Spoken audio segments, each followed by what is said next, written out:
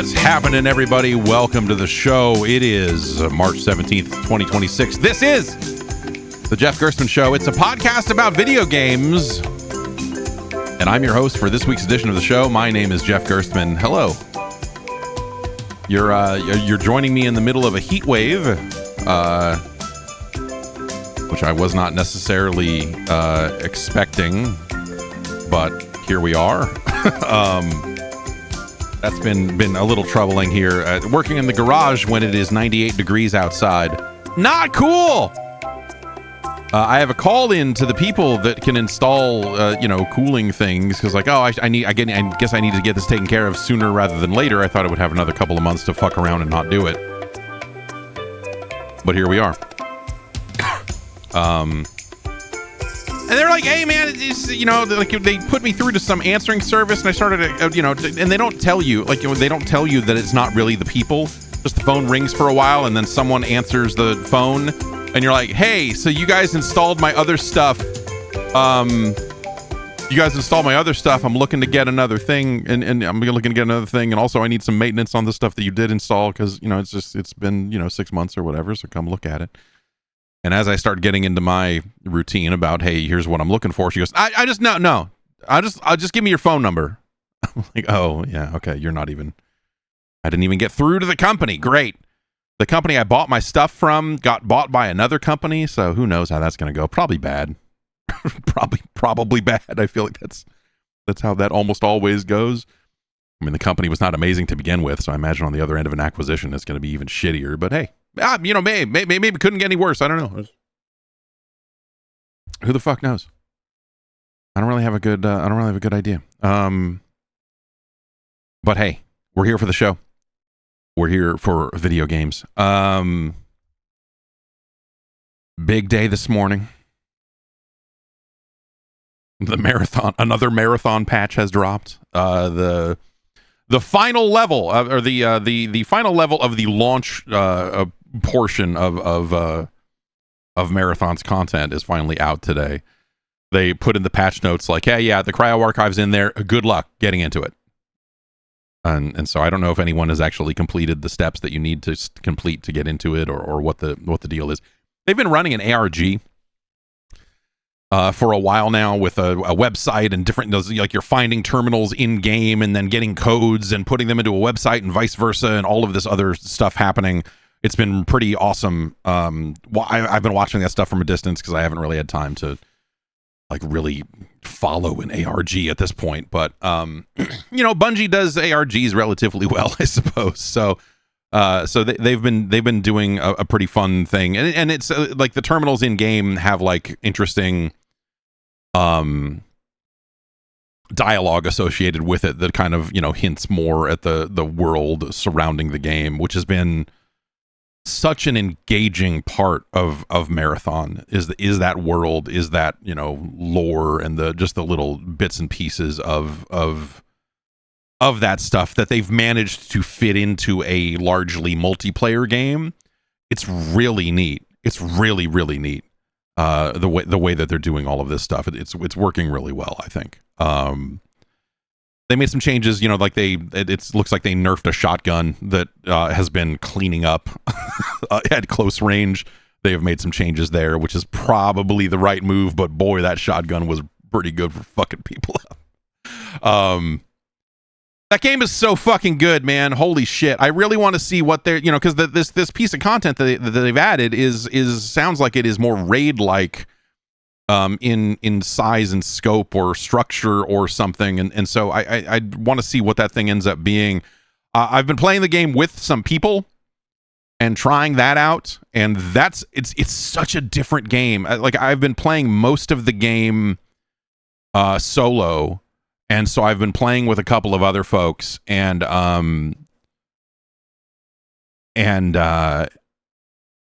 it's such a different thing, man. Because when you're playing alone, it is it is a horror movie.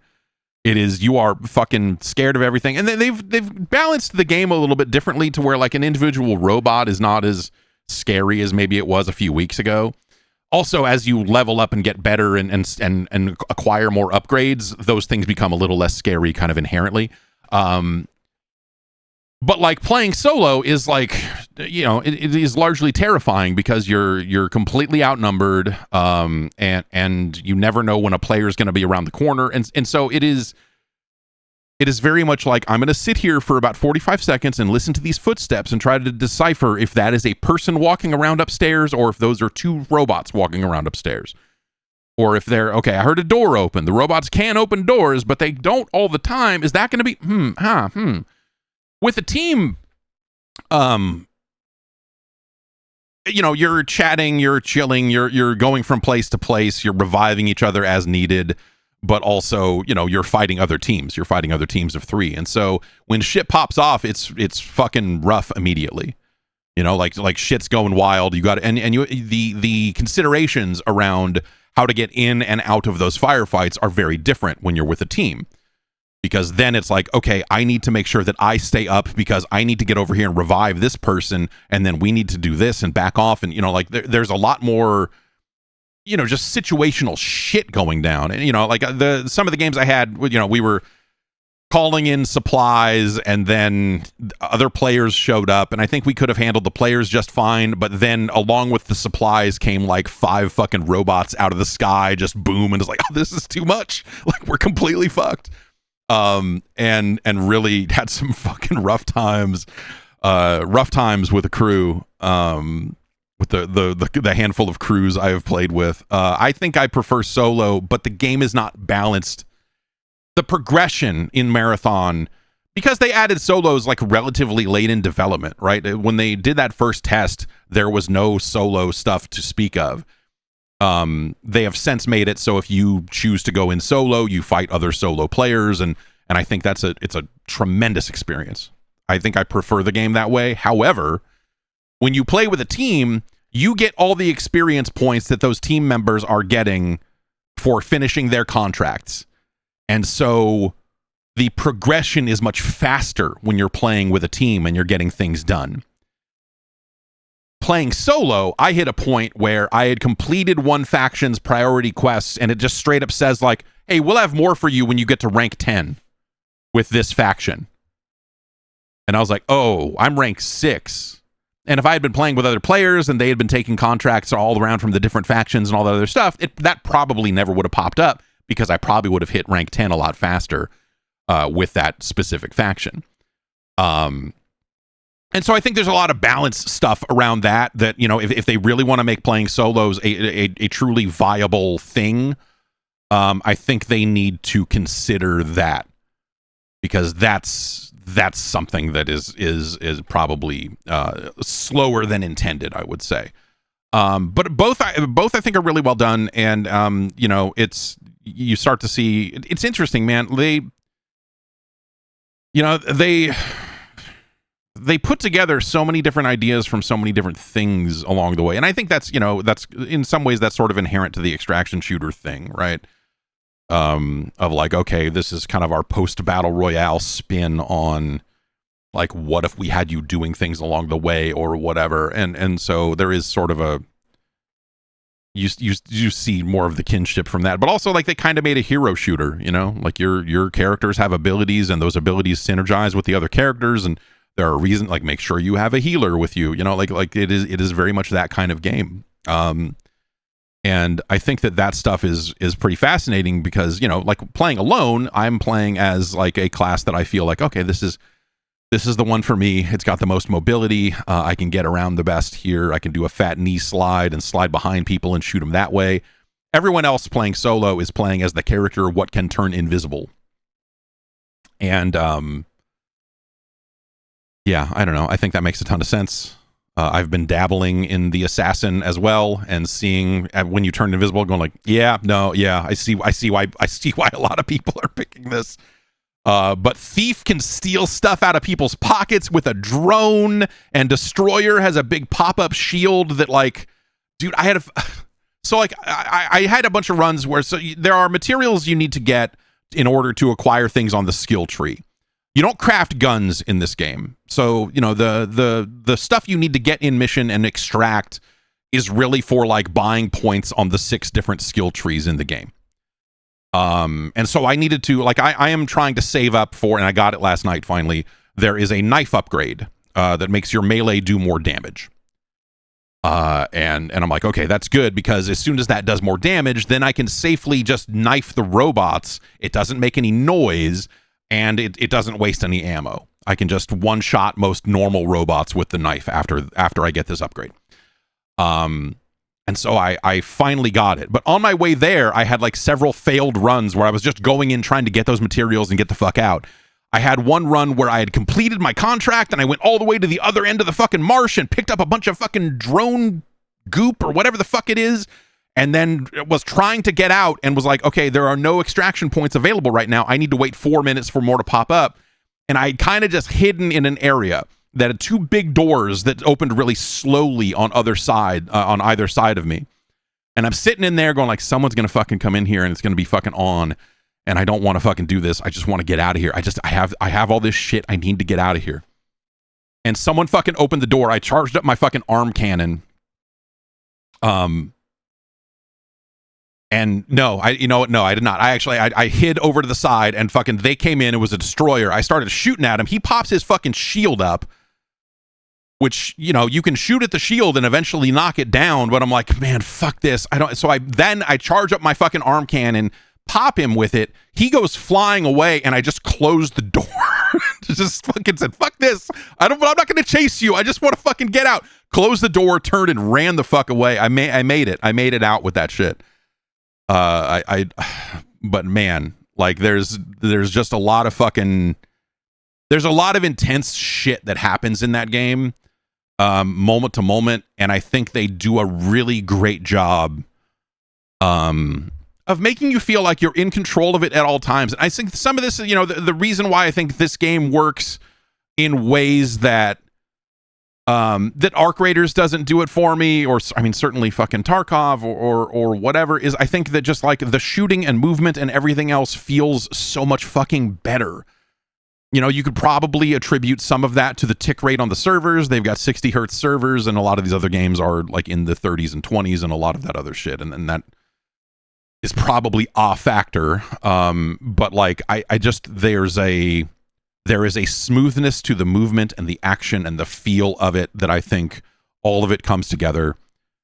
It doesn't feel like, to me, the game does not feel like Destiny. To me, the game does not feel like Halo or any of Bungie's past work, like directly.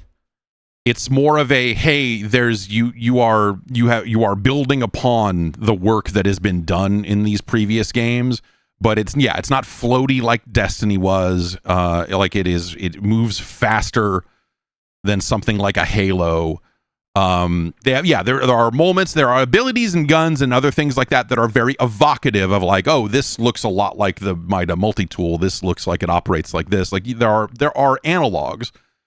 In a basic sense, but if this doesn't feel like they just took everything about Destiny and made it into a smaller game. It has a very different feel, and that's what makes the game work for me, because the PvP, like the Crucible stuff in Destiny, I think is terrible. It always has been, and I just cannot stand it. So I think that was one of my big worries going into this, is just like, I don't want to fucking really don't want to fucking do that. But yeah, so they've managed to create a lot of fun mystery in the game. They've managed to create a lot of really exciting situational, like situations, like moments in that game where once you've played enough of it to wrap your mind around the tools at your disposal, like your character does this, and this, like once you kind of internalize that and can just kind of do it and know like, oh, okay, I need to arm cannon here, knee slide here, like I need a grappling hook here, do this, like, once you kind of just make that second nature and just kind of get into action, it's really fucking good, man. It's really it's still like I am still playing it every fucking, it has become my end of the night game, except now I'm playing it for about 2 hours a night, if not 3. Yeah, it's fucking awesome. It's just fucking awesome. So yeah, that's really good. the kids are jumping from game to game in an alarming way these days, and it's like this last week has been really weird. They've been playing like Pinball Effects, which has a Goat Simulator pinball table, which then got my son to realize he just wants to play regular Goat Simulator, so we're kind of back on that again. They played some Pocopia on the Switch too, but kind of haven't really been sticking to that. They figured out how to re-download games that I own on the Switch too. They figured out where the list of games lives. And so they went and downloaded like Namco Museum and like got way into Sky Kid, which is kind of fucking awesome. Like just on their own, they're just like, what are you playing over there? We're playing Rolling Thunder 2? Really? Oh, great. Awesome. That's great. And the what is it? The Kirby game with all the food that I remember everyone being super pissed off about it when it came out, but it was a Switch 1 game, and it was I forget the name of it even, but any game with Kirby on it they downloaded any Pokemon game that they could get, and have been playing all of that stuff. And so the Switch 2 is well, it's sitting here right now, but I don't know, man. The buttons don't feel right anymore. When you let a 4 and a 6-year-old carry around a Switch 2, there's a scratch on the screen here that I can no, that's okay, that's coming off. This thing is I'm not going to say it's taking a beating, but it is definitely it's not up to the standard that I normally keep my electronics, and that is something that has been in a bit of adjustment over the last few years of just like, yeah, kids are handling this, and now it's going to actually feel like the PlayStation 5 controller that I have in the house that they use when they play that, like that thing's completely beat to shit. One thing I will say here is, and I'll try to show it on camera, but it's not that important to see it, so but you actually can see it, is the kickstand here is completely scuffed and the paint is coming off. It is just shiny chrome under here now. I don't know what the deal with that is, but it's super fucked. I don't think that's necessarily something that they did. I don't know if it's just like a defect in the whatever paint they put on the kickstand or something, but it is no good. Yeah, well, let's switch to a little bit in the news today, but we'll get to that. Why don't we take a quick break? We'll come back. We'll talk about this talking flower. Nintendo sent me a talking flower, and it's the worst thing that's ever happened to me.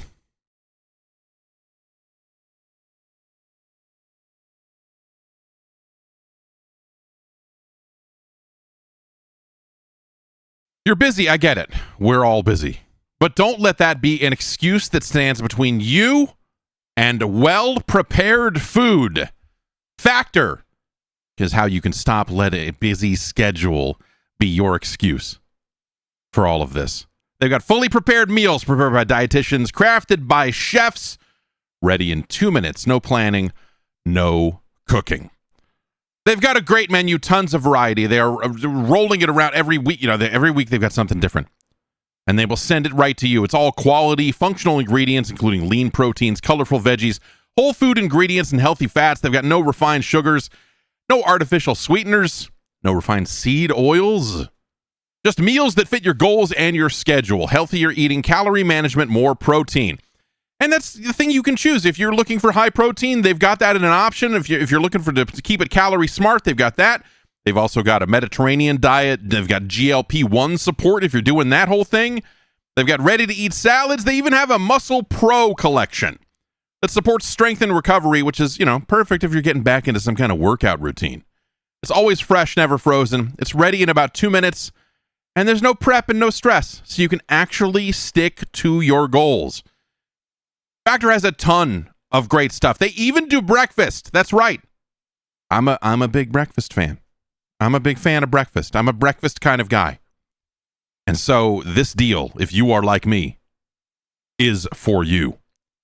Head to factormeals.com/JeffG50off and use the code JeffG50off to get 50% off and free breakfast for a year. That offer is only valid for new Factor customers with code and qualifying auto-renewing subscription purchase. Make healthier eating easy with Factor. Go to factormeals.com/JeffG50 off. So this flower, it talks. They made a physical, Nintendo made a physical version of the talking flower from Super Mario Wonder, which I think is pretty funny because the only feedback I remember people talking about with regards to this flower in the game is that they did not like the flowers and how much they kept talking.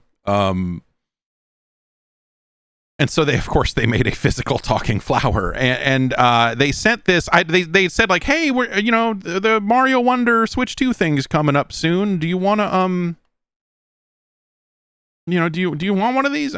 You know what? Sure. And it showed up, and the kids have been running around with it. I have it. I've had it behind me here. It's terrifying. This thing just talks on its own a few times an hour. At the top of the hour, it'll go like 3 o'clock. 3 o'clock, time for a snack. And it'll say some other stuff over the course of the hour, and so it's like this, like what the fuck? Who's talking? And so like that's a nightmare. It also has a button on it you can make it speak. I don't know if this will pick up, but ooh, so exciting! Perfect weather for a nap, huh? Feeling pretty great. I'll keep quiet for a while. Wonder!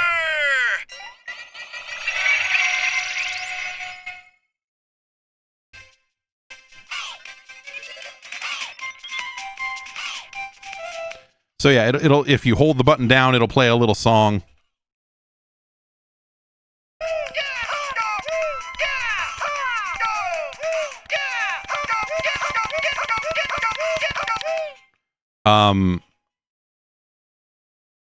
I don't know. You set the time on it so like, it knows what time to shut the fuck up and what time it can start talking again. And yeah, it's been having a thing that just occasionally talks, just sitting in here, and having it occasionally talk a few times an hour has been like jump scare, like what the fuck, like it's been extremely unwelcome, I will say. And yeah, so that's I don't know, like the baby loves to to dance, like wants me to play the music on it so she can dance, and so we've danced to the music coming out of the flower a lot, and that's been fun. But like the idea of getting one of these and just sitting it on a counter and going like, it's the flower from the Mario game, and then having it occasionally say stuff over the course of the hour, like this, it's the sort of product that I'm just like, who thought of this? And it's weird that it's coming directly from Nintendo because it has the overall quality of a thing that some licensee would make.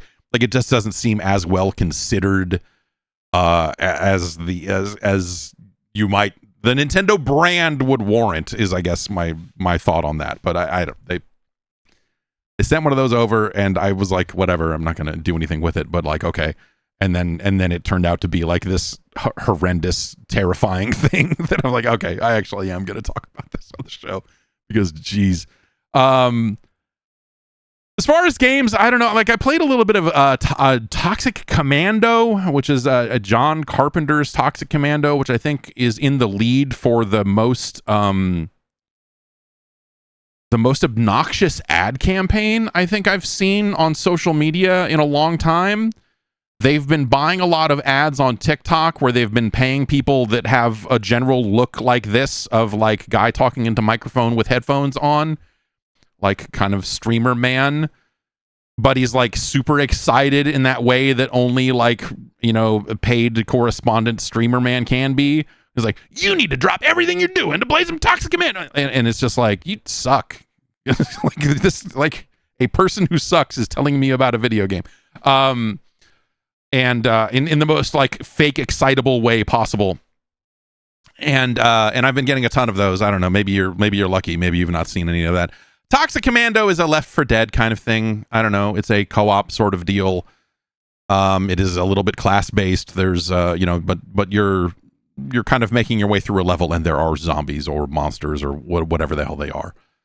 The soundtrack's pretty good. I don't know, but that's sort of the only thing I would really say about it. I don't know, like it's.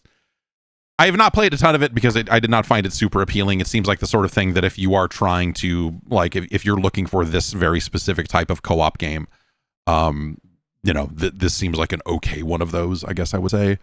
But ultimately, like, I don't know, like the bots are effective and you can order them around. So there'll be situations where you need to like fix an elevator control, or like you can direct them to open weapon cases or direct them to refill turrets or whatever, and so you can kind of push a button and get them to do the thing that they need to do, and that's fine. I don't know, there's sort of a decent variety, it looks like, of like weapons you can equip. They've got a whole unlock system with each individual rifle. Like, they've got a Call of Duty level of attachments and stuff in there, where as you're leveling up the guns, you're unlocking different sights and different, silencer, like whatever, like different parts to go on the guns and stuff, which struck me as like interesting, but like for the type of game it is, I just kind of came away from it going like, there's a lot of stuff in here, and I just don't feel like most of it needs to be in there. Like most of that stuff doesn't feel like it necessarily serves the game super well.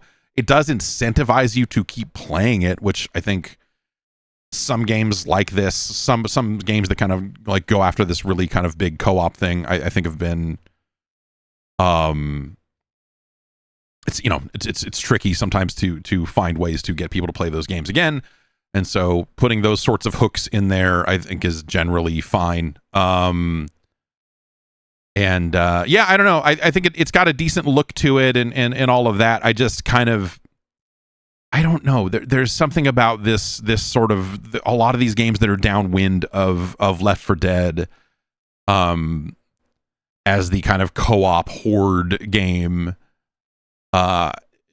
You just kind of look at it and go, yeah, I don't know. Like, this game is like maybe a little bit larger in scope than a lot of those games play around in. And you are in a vehicle and stuff too, so there are situations where you're kind of driving from place to place, and you are putting turrets on the car and all of that stuff, and refilling that turret and doing your thing. All of it is okay. I think that's kind of the nicest thing I could say about it. I don't think it's as I think you're probably better off. I'm not a big Left 4 Dead guy, but I feel like, at some point you just, like, that game does so much of that stuff so well. Yeah, Deep Rock Galactic, that's probably, that's probably another kind of decent one of those. Deep Rock Galactic is neat. Remember Back 4 Blood. Yeah, do we need to run through all of the different lists of games that tried to do this sort of stuff and failed or whatever? Ballerina Toshinda says, the name gives me trauma vibes. So I had that problem right up until like starting the game and watching the introductory cutscene, where I was like, is this some kind of like Toxic Avenger offshoot? Is this some sort of like sub property of Toxic Avenger, or what is this? And then realized, like, oh no, it's actually just like its own thing. Your characters get infected with some kind of strange gas thing very early on in the game, and they are wearing a vest that gives them a week. Basically, you have like a week to, the story is that you have a week to find a cure for the shit that's inside you, and so you are going to spend that time driving and shooting zombies and doing that sort of thing. I think as those games go, it seems like it's okay. Like I said, I think they built a lot of progression systems into it, and I think that's an interesting idea, but I don't know that it necessarily, like none of that stuff feels super necessary. The skill tree has a bunch of stuff on it, and it's like, for the character I was playing, he has a fireball. And so there's a lot of stuff on the skill tree that's like, hey, the fireball works better, or the fireball takes less energy to shoot, or this or that, But then a lot of it is like, hey, do you want 10% more ammo? Do you want to hold one more grenade? You know, it was a lot of like relatively benign sort of like, you know, number goes up by one notch, 10% up, 20% here. Like a lot of stuff like that didn't seem like super engaging, or super game changing, I guess I would say. But anyway, I don't know. John Carpenter's name is on it, and that was enough to at least make me want to give it a look. Even though for a while there, I was like, just so John Carpenter is doing like a Toxic Avenger spinoff? That just seems, I mean, I guess, I don't know. That seems a little weird. But like, no, okay, apparently it's not. It doesn't, I don't think it's related to any kind of Toxic Avenger. So I don't know what's going on, but good on John Carpenter for continuing to carpent. Let's get into the news. Today is the day for the upgraded version of PSSR, PlayStation Spectral Super Resolution, which I should probably just be PSSR. I think. I don't know. PlayStation is technically one word with a capital S. When we abbreviate PlayStation, we do not abbreviate it to merely P. We abbreviate it to PS, and so it should be PSSR. PSSR for PlayStation Spectral Super Resolution. Anyway, this is their kind of, they worked with AMD on this. This is their kind of machine learning based upscaling technology, not entirely dissimilar to a DLSS that they have been working into games for a little bit now. This upgraded version is kind of meant to ship alongside Resident Evil, and a number of other games support it. Silent Hill 2, Silent Hill F, Cyberpunk will get a patch. Alan Wake 2 and Control will receive patches. I don't know if these patches are actually out today, because the upgrade, the firmware update is out today. And the firmware update actually allows you to turn on the kind of new PSSR algorithm for use in any game that does PSSR that is only on a PS5 Pro. This is only on a Pro. For professional PlayStation ears out there, you can take advantage of this. But if you are a mere amateur, then take it out back, I guess. Final Fantasy VII Rebirth will support the new scaling and so on. So this sort of stuff gets upgraded all the time. We see multiple versions of FSR and DLSS and everything kind of hitting at a relatively regular cadence. And so it's fascinating to see this type of upgrade kind of come to a console. And just kind of like narrow that gap between the platforms even more, as like, oh yeah, I guess all these things are just computers now, huh? So yes, upgraded PSSR should be hitting. In fact, at the start of this show is when they said the new firmware would be out. So if you go, they're doing it in phases, so you may not get the prompt to automatically install it. But I think if you go manually, say, "Where's my firmware?" it will come back and say, "We got that system stability, son, the SSS." But PSSR generally is an improved algorithm for that type of upscaling. The idea being, if you're not familiar with the technology in general, is that the game can render itself at a lower than 4K resolution. And then the machine learning algorithm comes in, looks at that image and goes, "We know what that's supposed to be," and it blows it up to 4K. And because the internals of the machine are rendering it at a lower resolution, that's how you can get better performance out of it. You get better frame rates and things of that nature. The downside is that you are upscaling this image on the fly, and if the algorithm is not tuned perfectly, sometimes you'll see ghosting or little things in shadows and images and stuff like that that might not look the way that they are supposed to if they were just running at native resolution. This stuff has gotten pretty good over the years. Mostly on PC, where we see a lot more of it. AMD's stuff has been kind of routinely behind Nvidia's stuff, but that seems to be that gap also seems to be like it is closing a bit as well. But But this is the type of upscaling that theoretically a Switch 2 can do. You know, a Switch 2 with an Nvidia parts in it can do some form of DLSS. There are Xbox games that use AMD's FSR technology, which is the same type deal, and PlayStation has developed something custom with AMD, and they've decided to call it PSSR. So that's the kind of the that is my introductory course to what the fuck are these things. If you are unaware of what these things do, that's generally what they are there for.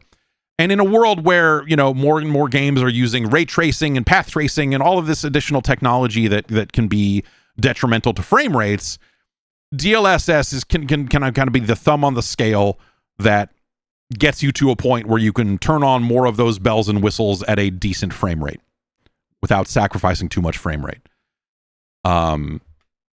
I think it's nice when you have additional overhead, when you've got additional power, and so you can just run it all at native resolution and not have to use this stuff, or use what Nvidia likes to call DLAA, which is almost a sort of super sampling where it runs it in a larger than normal resolution and then scales it down to the super, you know, like there's all sorts of tricks that you can get into on the other side of that power curve that are kind of neat as well. And so, yes, that updated algorithm is coming to PS5 Pros today. Neo 3 will support it. Okay, so all of those games, all of the games we've talked about so far are updated and are functional with it today. Assassin's Creed Shadows and Cyberpunk will receive patches in the coming weeks that will update it to the new PSSR algorithm, but also you can go manually toggle it on to any game you want. So games that don't get upgraded to support the new form of upscaling, you can force that algorithm onto those games. You might see some funky shit. You know, you might see some image artifacting or you know, some weirdness in the dark patches, some noise here and there, you know, like little staticky kind of elements and stuff, because that's what these algorithms look like when they're not doing it right. And that stuff's not awesome. I don't know. That's I'm it's kind of a toss up. Like what would, you know, you get the frame rate boost, but you get some funk. You get some grime, and maybe that's not great. And yeah, I don't know. Like so many of these choices that we get these days, technology wise, so many of them feel like trade-offs. Especially on a closed platform like a console where you can't just bust it open and put a better GPU in it, obviously. But when it's done well, when it's tuned well, when the algorithm is tuned effectively and everything else, like it's a really effective technology.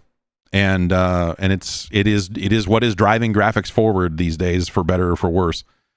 I think there's something negative to the whole, like, you know, hey, here's the end of Moore's law, and instead of just this rasterization, just everything getting more powerful all the time, now they're resorting to sleight of hand and fun tricks and all of this other stuff. And, you know, whatever gets us there, I guess, is fine. But then I think about what happens 10 years down the line, what happens 20 years down the line, what happens when this technology is topped out, then what? You know, the answer is you go and you buy a new console. Right? No, that's not the right answer. Microsoft has revealed details of its next generation device. They are calling it a console. They're calling it Project Helix. This is something we talked about on the bonus show last week, because this all happened on Wednesday. But for those of you that are not signed up for the Patreon over at Jeff.Zone, where you get a bonus podcast every single week and an ad-free version of this very show, let's get into this a little bit. Jason Ronald, who is Microsoft's vice president of Next Generation, the magazine and all of it, Next Generation anything, the Star Trek, the magazine, and whatever consoles are coming soon. I think that's all falls under him. Not a ton of detail here, other than kind of confirming things that we kind of already knew, which is that the new Xbox will also be a PC.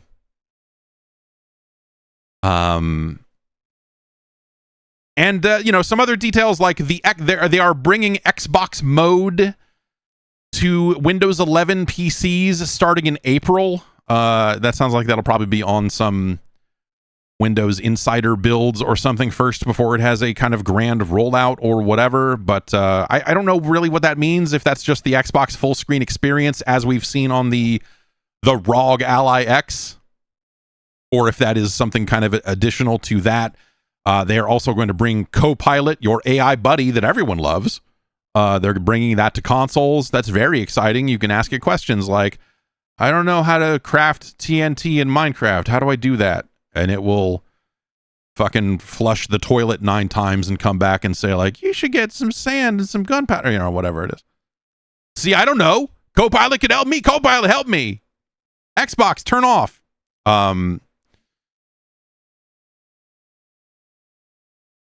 Xbox, how do I shot web? Copilot, help me. So yeah, this is they did give a brief talk at GDC to go over some of their stuff. You know, they already announced they were using AMD parts. They're saying that it will deliver next gen ray tracing performance. It sounds like they're trying to develop what will become the most powerful console when all is said and done. We still don't exactly know what the innards of a PlayStation 6 are going to be, so I think it's probably a little too early to call it, but it does seem like they are shooting for power on whatever this thing ends up being. It is built for the next generation of neural rendering, next generation ML upscaling, new multi-frame generation, and next-gen ray regeneration for ray tracing and path tracing. This is all stuff, you know, they're working with AMD parts here. This all sounds like stuff that Nvidia has had for a generation now, that AMD will be catching up to in kind of their next run of GPUs for the PC, as well as the stuff that they're looking to put into the next Xbox. They are looking to get hardware into the hands of developers, alpha grade hardware into the hands of developers sometime in 2027.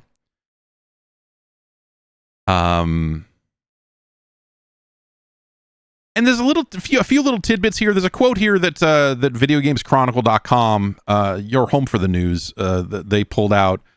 It says, hey, we're committed to keeping games from 4 generations of Xbox playable for years to come. As part of our 25th anniversary later this year, we'll be rolling out new ways to play some of the most iconic games from our past. I don't know what that would mean. In this context, but yeah, can we play Cameo at 4K? What is happening here? You say Hibbity Beaver says VGC covers vape shop fires better than anyone else. Man, that's the news I want to know about. What's going on over there? What in the world of Scottish energy drinks? What's happening? I don't even know. It's terrifying. And of course, all this stuff will eventually come with a new version of DirectX, which, you know, it feels like we're due. Feels like we're about due for what DirectX? What would this be? 13 now? I know it feels like we're just about ready for them to raise the number up one notch on DirectX here. But their pitch to developers, because remember, came out of the Game Developers Conference. GDC, you know, is their pitch here is they want developers to be able to build the game once and deploy it multiple places. So their goal for development for whatever the next Xbox is, they're aiming for it to be as simple as, hey, you made a PC version of the game and now here you go. You know, obviously there's a little bit of, I'm sure it's not quite that easy, but you know what I mean. The idea is that they want developers to only have to kind of do the work once and be able to deploy it both to Xbox and to PC. Which I think the lower they can make that lift, the easier they can make it to get games on the Xbox. I think that will help them. That's obviously right, but I think in a world where right now the Xbox has not been, you know, the most well performing device in the marketplace sales wise, I think this is a pretty solid pitch for them, when they can say to developers like, hey, yeah, because right now, you know, especially small teams, we see small teams have to make this choice all the time, right? Of like, okay, We are a small team. We don't have a ton of money. We can't work on all of these ports at the same time. We have to pick and choose where we're going to put our game. Obviously, we're going to put it on PC because, you know, of course, it's going to go there. It's going to be on Steam. We might even do early access. And then what I'm seeing a lot more of is developers choosing Switch, even over PlayStation, where they go, okay, we need to pick, we can maybe do one more platform. We should do Switch because we know it'll run there because our indie game is not pushing stuff super hard. And also that's a different audience and a different form factor and like all of that sort of stuff. And so you're seeing a fair amount of like PC and Switch releases. Or occasionally you'll see PC and PlayStation, or you'll see PC and PlayStation, and then, hey, the Switch version's coming. And you'll see a lot of cases where the Xbox version of a game lags behind like months and months and months, you know, and way more than you might think, especially for some of these smaller kind of indie games. And so, you know, that feels like if they can make this that easy, if they can make the certification process easy to like get your game certified for Xbox mode, whatever that is, or maybe developers won't even care. Like maybe they won't think they need to be running in Xbox mode. They could just go like, whatever, man, our game's going to go on Steam. Your machine runs Steam. So we're all wrapped up over here. It remains to be seen kind of how developers, shut up, Flower! Shut up, Flower! It keeps talking to me, man. The talking flower's telling me to kill. I don't want to kill again, Flower. Put it over here so I can hear it a little less. Oh, God. The talking flower. Oh. Anyway, they're going to make another Xbox. Whatever that means. But yeah, basically the GDK, you know, which is what they call their SDK for games.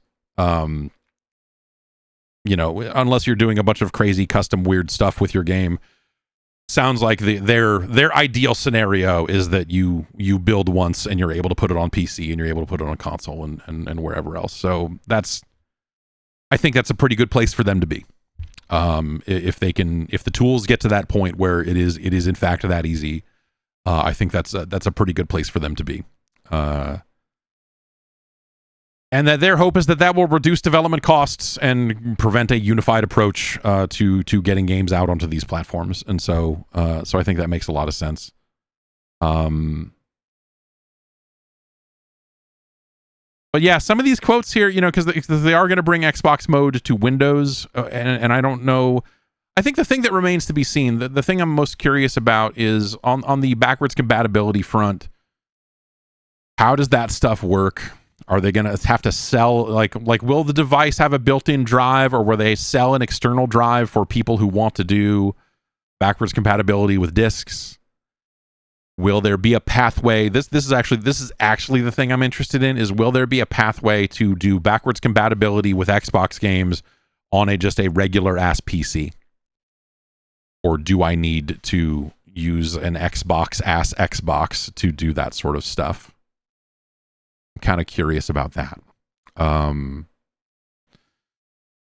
yeah, yes, could you just plug in a normal ass USB drive? That would be interesting if you could just plug that into your Xbox and use that as your external drive. I assume that won't be the case because I assume they will want security and whatever other things they need in order to prevent you from burning discs and sticking them in the drive and going, no, this is real.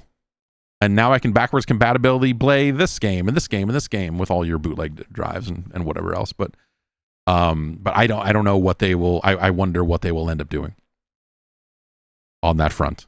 I assume that whatever they do, they will follow PlayStation's lead on the drive is detachable or whatever. Like I imagine even if they do a SKU that comes with a drive, it will probably end up being something that is like, yeah, you can just bolt it on, and that they will try to do the like digital only as much as they can, and with an add-on for people who crave it. I have to imagine, because that seems like a smart thing that Sony did, because it simplifies their production process where they're only making 2 PlayStations now, you know? They're making the Pro and they're making the regular one. They don't also have to go like, and here's one with a built-in disk drive and here's one of these. Instead, it's just like, here's what we make. If you want to drive, buy one. It's a little bump. Bolt the bump to the bottom of the thing and there you go. But yeah, I don't know. We'll see. The quote here about Xbox Mode: "We're taking everything we've learned about building a leading gaming OS and bringing it directly into Windows for both players and developers." That's funny because when he first said leading gaming OS, I thought he was already talking about Windows. I was like, yeah, I guess I could sign up for that because I would never think of Xbox anyway. After debuting an early version with the ROG Xbox Ally handhelds, today I'm excited to share we are bringing the same innovation to Windows 11 with Xbox Mode that begins rolling out in April, starting with select markets.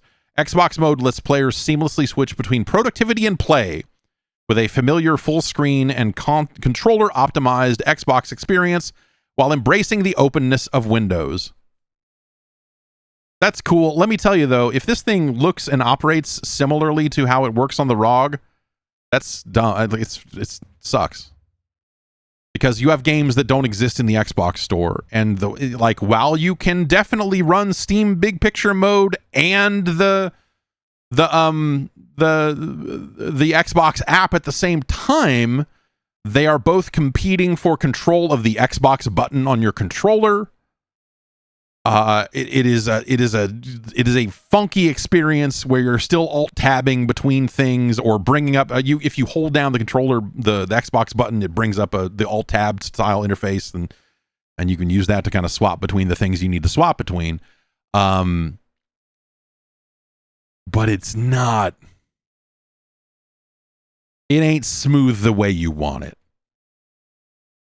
And also once you bring up any kind of desktop mode on a ROG Ally X, if you want whatever the benefits are of Xbox Mode, you have to reboot the system. Because once you've dropped out of that optimized mode, you cannot get it back without rebooting. That is something that I know that when they were originally building this, they were like, right now it's something that requires a reboot. We're hoping to get it to a point where it's not. They don't say one way or the other here, but it is something you need to be able to swap back and forth between quickly if that's going to matter. Because if the minute I go like, I'm going to check my fucking email, and then it goes like, cool, man, you just lost 10 frames a second in most games until you reboot. Get the fuck out of here. Get out of here with that shit, man. No, that is useless. That is not productivity in play. That is just not going to fly. This talk kind of got boiled down to an Xbox Wire post as well, but it doesn't really, it doesn't really give a ton of additional stuff here. It's like, kind of like, Xbox has an incredible lineup of game releases this year, from the return of iconic first-party franchises like Halo and Gears of War to major titles from our partners across the globe, alongside bold creativity from independent developers like Beethoven and Dinosaurs Mixtape or Crimson Desert from Pearl Abyss. Players should be able to play these games and more across devices, whether through purchases, subscriptions like Xbox Game Pass, or from other leading storefronts. Xbox Play Anywhere allows your games to move with you seamlessly across screens. Your progress carries forward. The time you've invested stays with you, and you only need to buy a game once. This is an interesting pitch, but a one that's only the Xbox Play Anywhere thing is done. Like, as soon as they make this transition, as soon as we're not talking about backwards compatibility with current Xbox consoles, because at some point you've just shipped a PC and the games exist on PC. And so what is Play Anywhere? If all of your boxes are PCs, if every Xbox is a PC of some kind, Play Anywhere isn't a real thing. Steam has Play Anywhere, because anywhere I can install Steam, my saves come in and my purchases work. You know what I mean? Like, Xbox Play Anywhere is a thing that only makes sense right now and for the next 3 or 4 years, while they're still kind of like dragging the Series X stuff forward with them as part of some kind of backwards compatibility or some kind of Play Anywhere or anything like that. And so for them to try to talk about this pitch of Play Anywhere right now, alongside them saying, yeah, you'll be able to install games from other leading storefronts, and it's just like, it's just it's a fucking PC. Like, yeah. Uh-huh. I mean, again, by that logic, the Epic Games Store has Play Anywhere. Like it's not, unless you're going to invent new screens where we can play stuff. And to them, I think they would probably say like, well, there's the cloud, right? Like that's the technicality that they can kind of like try to hang their hat on and go like, well, the Xbox Cloud, you can play it there. And I'm like, yeah, that doesn't count. I'm sorry. I don't like. No one cares. It's fine. And so now that I think about it, that is probably why they will continue to use that language going forward. But it's fake. It's not a real. It won't be unless they're doing something weird that we are not privy to at the moment.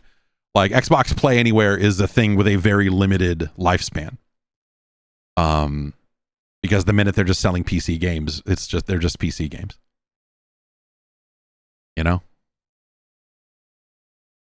So I guess you get it in while you can.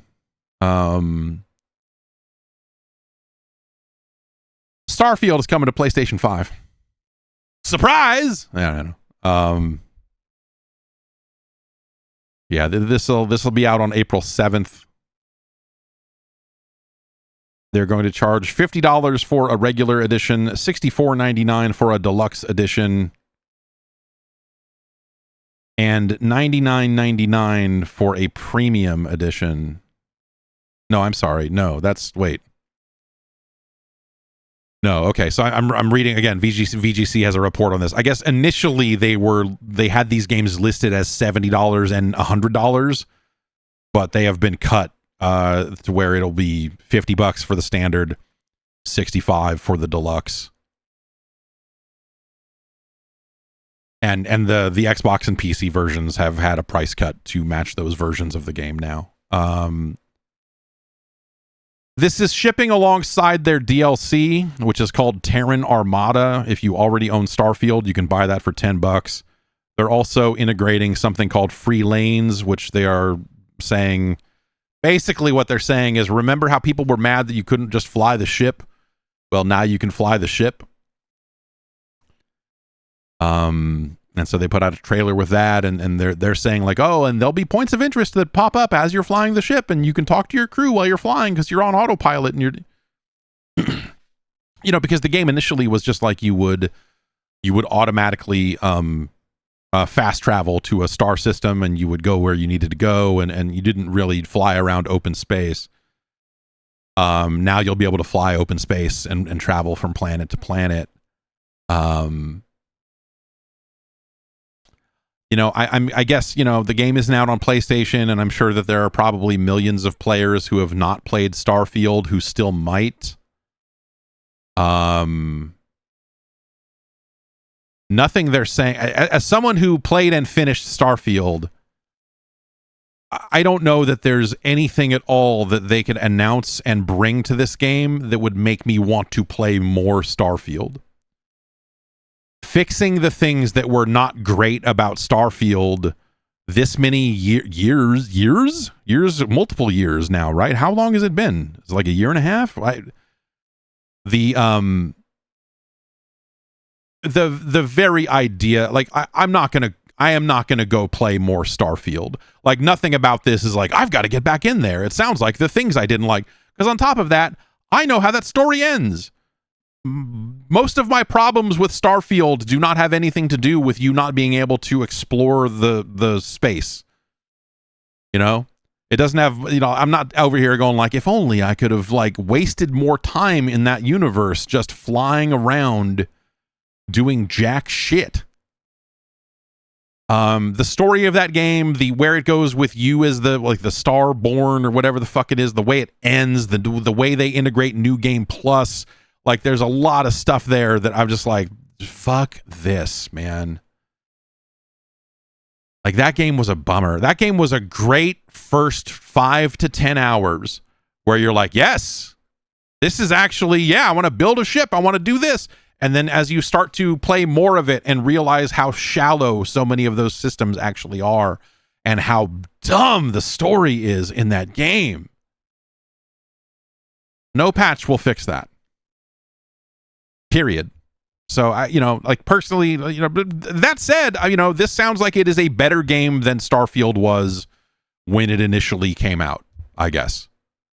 So, hooray. And now it'll come out on PlayStation 5. Hooray. I'm sure that'll be fine. I suspect this will actually be the last version of this game to ship, the last platform it will appear on. I wonder if they will do more stuff with it in terms of add-ons or whatever else, though.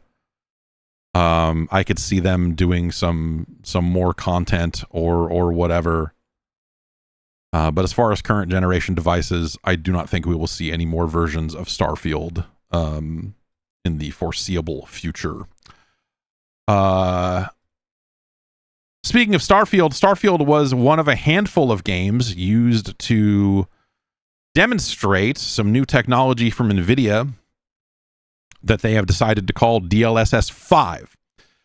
DLSS 4 is a relatively recent release, or like 4.5 was, and some of the updates there have seemed a little bit sketchy. This one is weird in a way that it feels this feels like a massive mistake in a lot of ways, but calling it the next version of DLSS when DLSS has traditionally been something designed to, as we were talking about earlier, talking about PSSR, it is something that is designed in a way that, like, developers can save time. They can, we can up-res these graphics and do this, and we can, ray tracing can do this, and all of these are tools that are designed to be very low touch on the developer's part, where it's like DLSS just works. You train it on the machine learning does its thing, and it works, and that's basically the idea there. DLSS 5 makes artistic changes to video games in ways that are really weird. So what they're doing here, DLSS 5 seems like they sat down and said, let's make a bunch of like TikTok beautification filters for video games. Or Instagram, if you will. And it feels like they are using some form of AI to try to change the look of scenes. And this is, they've put out some footage, some before and after footage. Digital Foundry did a big thing on this. Stop talking, Flower! I have not had lunch yet. I'm doing a pot. God damn it. I'm gonna rip the fucking batteries out of that thing. So what DLSS 5 is doing at this time, and this is something that they're saying will be out later this year, it is in some ways, it is affecting the lighting of a scene in ways that is like, games were meant to be moody, right? Sometimes games have lighting in them and fog in certain places specifically because it's supposed to, evoke sort of a mood. This technology is in some cases removing the fog. It is brightening up some scenes. It's brightening up areas unevenly, where it's like, we're removing the shadows from this part and doing this over here and this, and it makes everything look flat and broken and weird and just like really, really strange. And then it also does something similar to faces. And so characters' faces in some cases are being relit, like they're being front lit, like an Instagram filter would do. Like computational photography is not a new tech. It's been with us for a lot of years, and so we see a lot of stuff like that where it's like, here's a button you can push to, you can smooth out your face. Your face is looking a little rough. Why don't we turn this on? And people on TikTok are using it to apply makeup, or like, hey, give me some freckles, and do like Snapchat filters. Like all of that stuff has existed for a good long time. Doing it to video games, like they're turning Grace from Resident Evil from like a moody, terrified person into making her look like weirdly younger, and it's stuff that is changing the tone of the game along the way. And it's a really strange, and again, to do this under the brand name of DLSS, which has a relatively good reputation for what it does, as being something like, this will save developers time and they can get performance out of this and the lighting will be like this and like as this thing that's been like very specifically kind of low touch. They're now backpedaling because they put out all this footage and everyone has been shitting all over it for the past 12 hours because it looks like shit. And now they're saying like, oh, well, of course, developers will have this will all be under the control of artists. Like Bethesda even jumped in here, according to your friends at VGC. Your home for any news about Nintendo and or Rare. Replying to a Digital Foundry tweet linking to a video in which the publication gave its hands-on impressions, the official Bethesda Game Studios account noted that the demo it played wasn't the finished article. Appreciate your excitement and analysis of the new DLSS 5 lighting here. This is a very early look, and our art teams will be further adjusting the lighting and final effect to look the way we think works best for each game. This will all be under our artist's control and totally optional for players. So this shit is dead then already. Because again, DLSS by and large is something that shouldn't require a ton of tweaking on the dev end. But if Bethesda is saying like, oh, our artists are going to make sure that, dude, your artists got it right the first time? So why would you fucking go out of your way to support this technology other than Nvidia is paying you to do so? And so when we enlarge that to the entire industry and go like, okay, so you're developing a video game. You're developing a big budget video game. It is very expensive. Artists, not cheap. You've got a lot of work to do. And also you're shipping on multiple platforms built around AMD's hardware. Are you going to spend a lot of time fucking around with some sort of fucked up Photoshop filter fucking garbage to make sure that Nvidia's dumb tech works with your game? How much art are you going to generate? How much time are your artists going to spend making sure that the DLSS 5 faces look the way you intended for them to look? The answer is like zero, probably. It's just like this does not seem like something that is going to and on top of that, the demo that Digital Foundry was shown was running on two 5090s. They had one 5090 rendering the game and one 5090 just doing the filter stuff.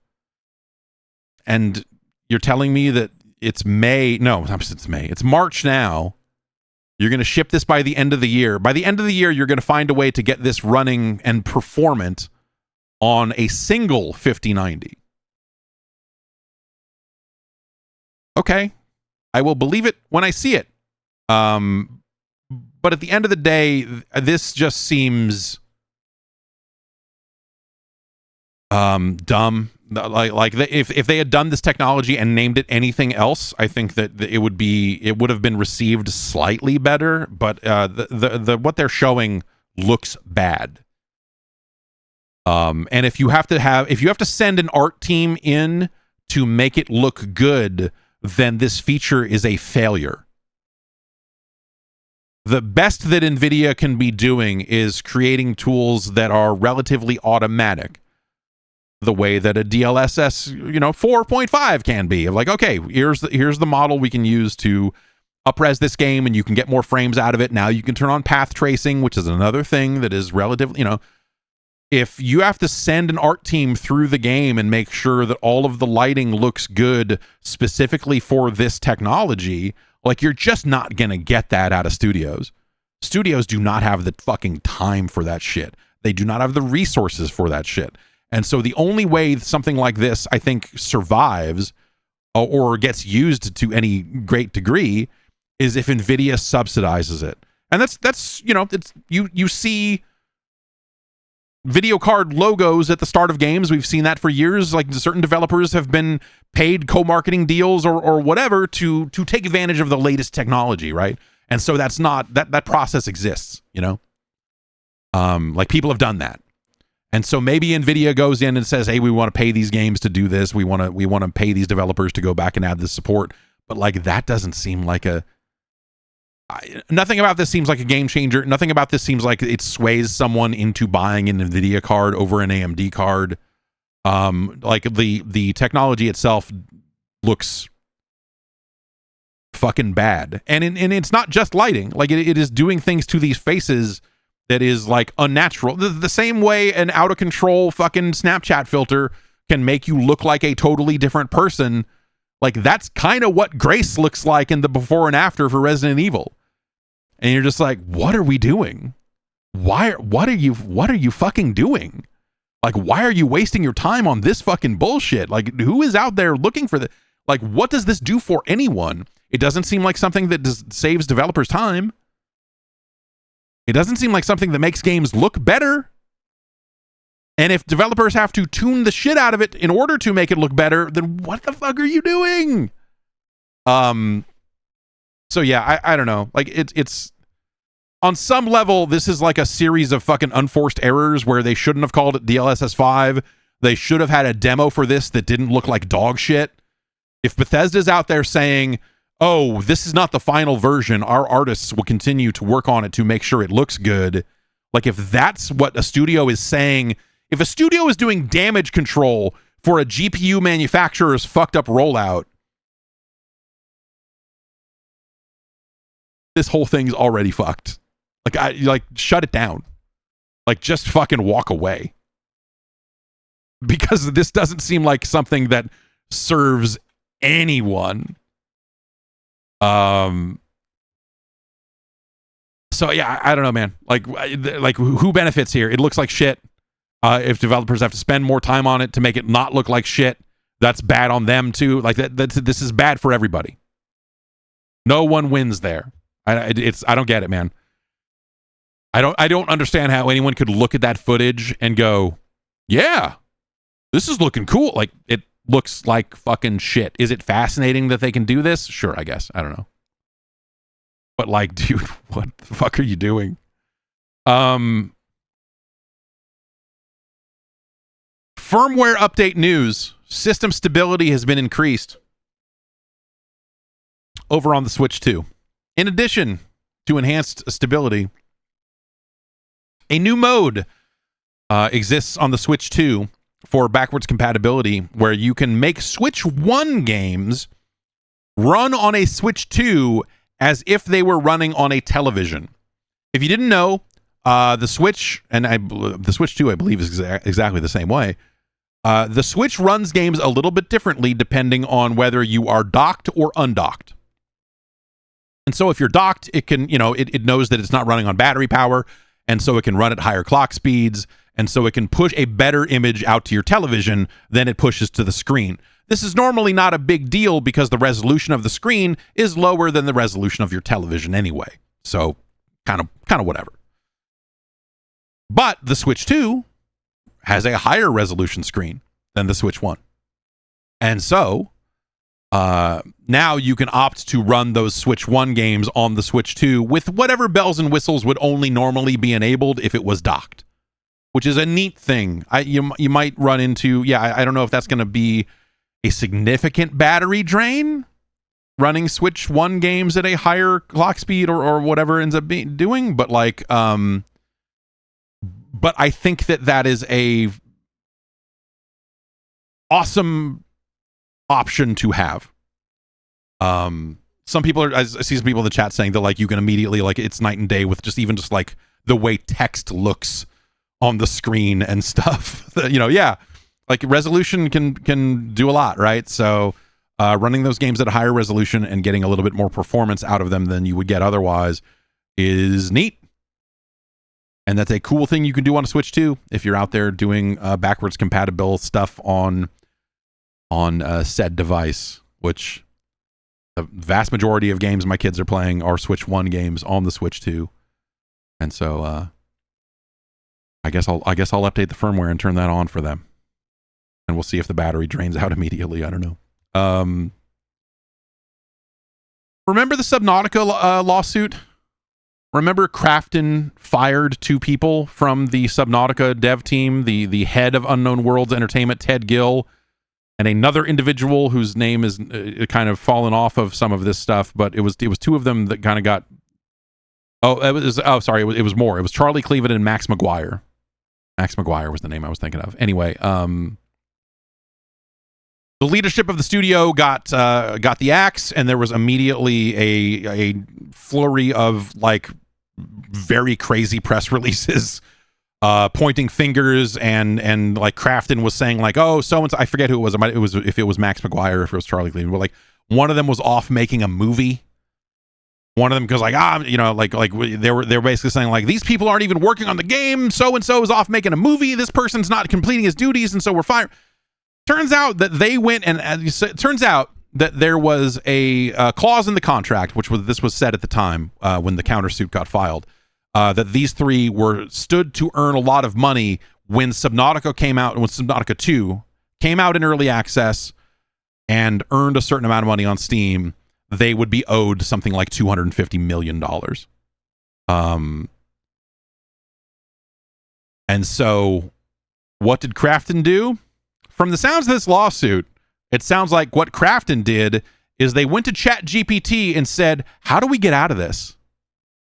How do we get out of having to pay these people $250 million? And it sounds like ChatGPT cooked up a scheme, and they executed a scheme and fired these people. Now, a judge in Delaware Chancery Court, according to Bloomberg, says, no, you can't fucking do that. To remedy these breaches, Gill is reinstated as CEO of Unknown Worlds with full operational authority over the studio, said Judge Lori W. Will. Adding she would not be reinstating Cleveland and McGuire, whose roles had become limited in recent years. So, like I said, one of them sounds like one of them was not around. I heard this both ways, man. Like, talking to people when this happened, like talking to, I don't even know how to, it's not necessarily people that are at Crafton or people that are at Unknown Worlds, but I guess I would just say industry insiders, people who talk to people and whatever else. Like, I definitely heard both sides of this story. I heard the Crafton side of like, yeah, that dude fucking basically ghosted them and was off making a movie and like was not making the fucking game. Like that so-and-so was off doing this. But I also heard the other end of it, which is like, yeah, I don't know, man. When you do business with Crafton, Crafton's going to Crafton because it's fucking Crafton and they fucking suck. So, I don't know.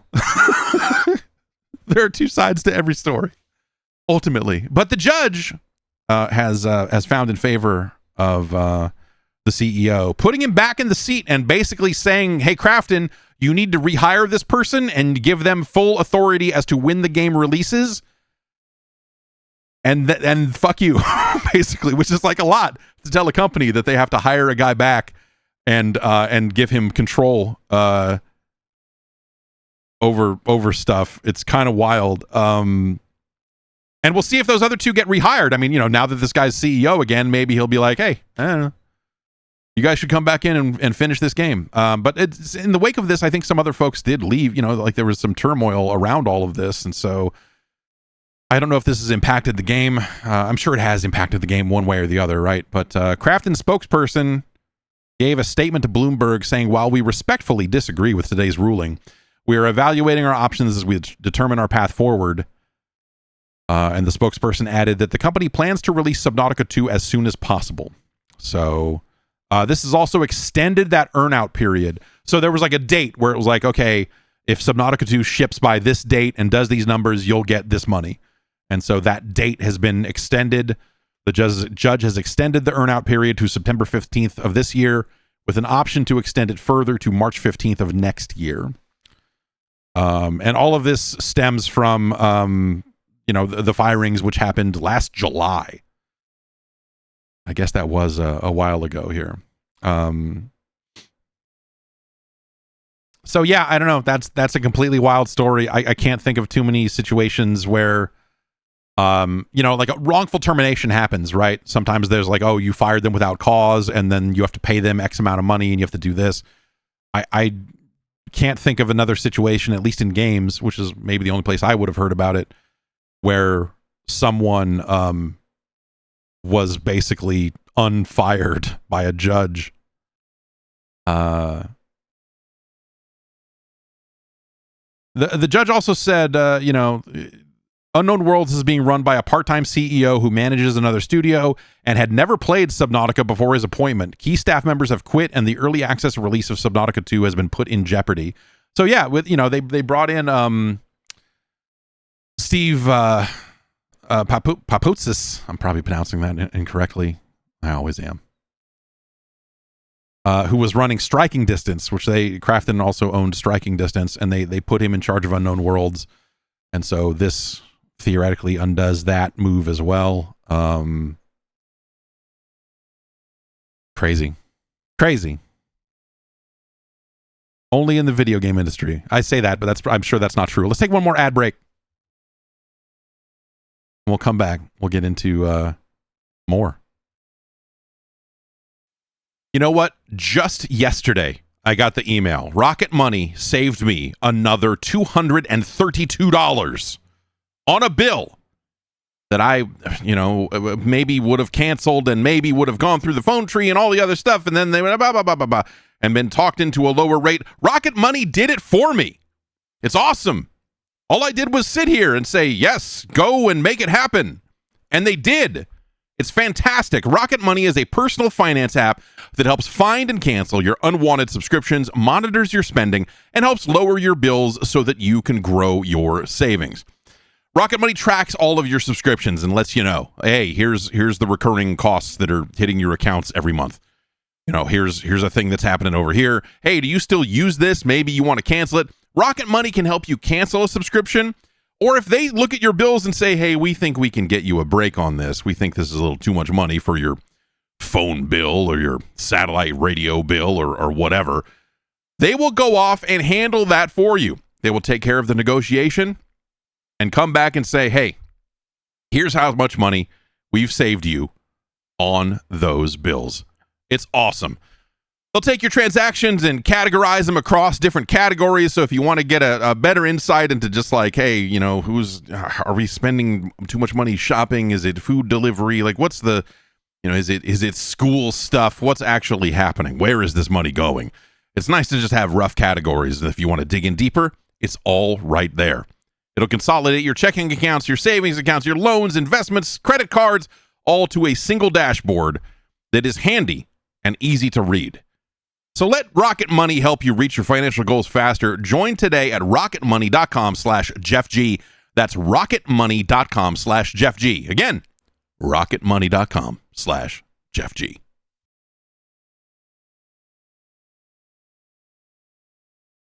All right, why don't we get into some emails? podcast@guard.bike is the email address for you to send me emails.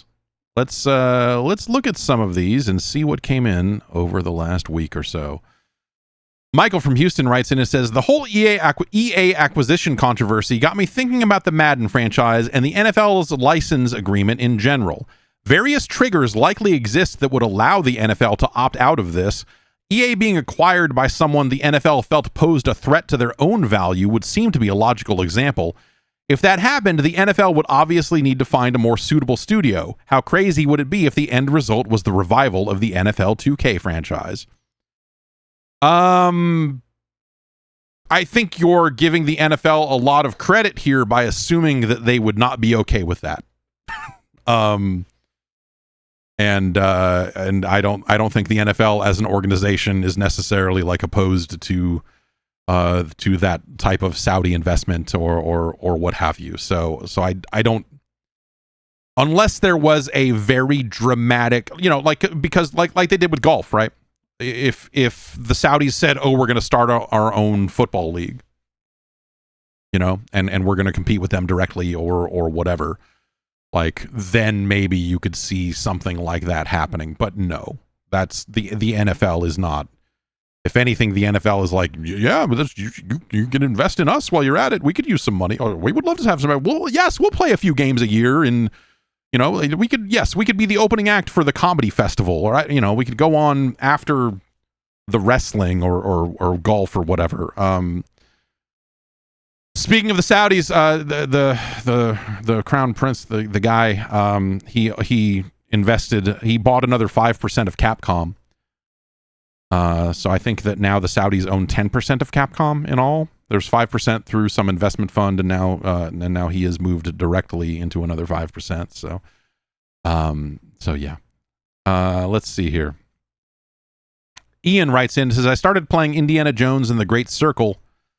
It looks amazing with path tracing, but the flowing water is some of the worst I have seen.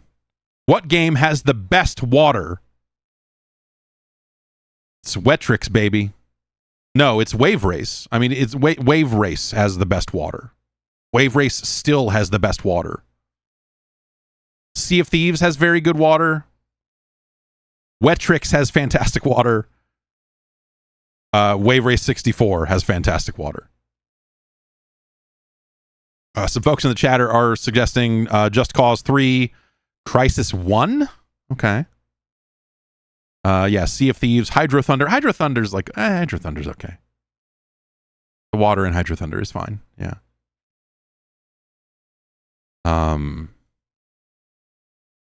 Super Mario Sunshine. I don't know. Yeah, Wind Waker's water is okay. I mean, Wind Waker's water is very stylized, but I mean, it's Wave Race. It's always been Wave Race. Ryan in Austin writes in and says, do you think that Sony's new view on PC games has anything to do with the Xbox strategy shift? If every Xbox is basically a PC, then Sony allowing games on PC means allowing them on Xbox. No, I don't think that enters into it at all. I think Sony's view on PC games, if Sony is going to pull back on releasing games on PC, it is the flower's talking, man. Stop it. Oh, freaks me out, man.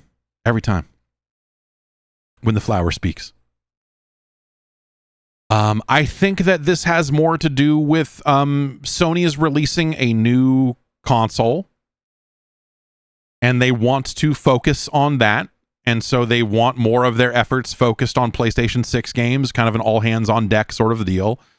I think that this strategy was largely born out of an idea of growing the PSN user base in hopes of like then kind of like backing them into buying a PlayStation 5, which doesn't seem like something that would have ever worked. And so that as a strategy seems like it sort of failed. And also there's been a management change, like Sony's run by different people now than when those strategies were put into place. And so I imagine it's a reassessment of how well those things are doing. If those games are not selling to a degree that it really is helping move the needle, then it's easy to kind of look at it and go like, okay, why are we doing this? Strategically, why are we doing this? And who cares? We don't want to do this. The Xbox becoming a PC, I don't think that really matters, because ultimately if you were going to keep selling these games on devices, like the goal is to get as many people as possible to be able to play those games, right? And so in that environment, you would welcome the idea that the Xbox would be able to play those games because it would be more ways for you to sell those games. But with them pulling it, it seems like that they value the hardware sales, the tighter relationship between between hardware and software, and it's they're kind of, I hate to say it, but it feels like that they are kind of going back to a very closed off and older strategy, which I don't think is a great idea when we think about how expensive some of those games can be to develop. You've got a solid team there that can handle your PC ports, and they've done a great job with most of that stuff. And so like that thing was basically in motion and could have kind of just kept happening. But yeah, ultimately I think it really is just like, hey, we'd rather people play those games here. We would rather that you buy our hardware in order to play our software. And that's something that, as we see more of the PlayStation 6 strategy unfold, I think that will make some more sense. And then, like I was saying last week, I do think that there is a potential that Sony may bring some of those games to another set of devices. So, we'll see if that ends up happening. because like I said, the sourcing on that was not to my liking. But yeah, we'll kind of see. Let's see here. Aiden in Connecticut writes in and says, with the prices of RAM and storage skyrocketing, what do you think the odds are that we get budget models of the next generation of consoles, like a PS6 Lite or a Project Helix S? At the time, I thought the Series S seemed like a great business decision, but it seems like all it did was hold back Xbox's third-party support. With the success of the Switch 2 and the Steam Deck, can you see developers and publishers targeting lower-spec hardware in the future? I feel like upscaling technology would just make a lot of this more feasible than it was 5 or 6 years ago. Is the new PlayStation handheld just Sony's version of this? Yeah, I think that's probably the right way to think about it. I wouldn't see Sony getting into a wider variety of hardware than just the 2 models at launch, the handheld and the console. Obviously, they've done pro consoles before, so maybe they do end up supporting a third somewhere down the line post-launch. But I think when we're talking about launch, no. And the other thing I would say about, you know, the success of the Series S or lack thereof or whatever,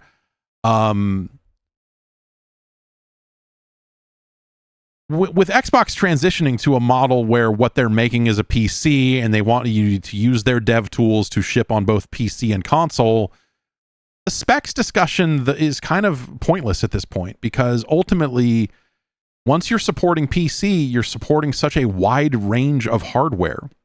You know? It's not like, you know, like if you were just supporting Xbox and you had to do a Series X and a Series S version, you go like, okay, yeah. 2 boxes instead of 1, okay. But now, you know, putting a game out on Xbox in some ways is supporting infinite configurations. And can the Xbox tools get to a point where that is made easy? Because, you know, I think about PC games in the 90s, which, you know, we've come a long way. These were truly dark ages. But when I think about QA testing in the 90s, and maybe it's still like this, man, I actually don't know.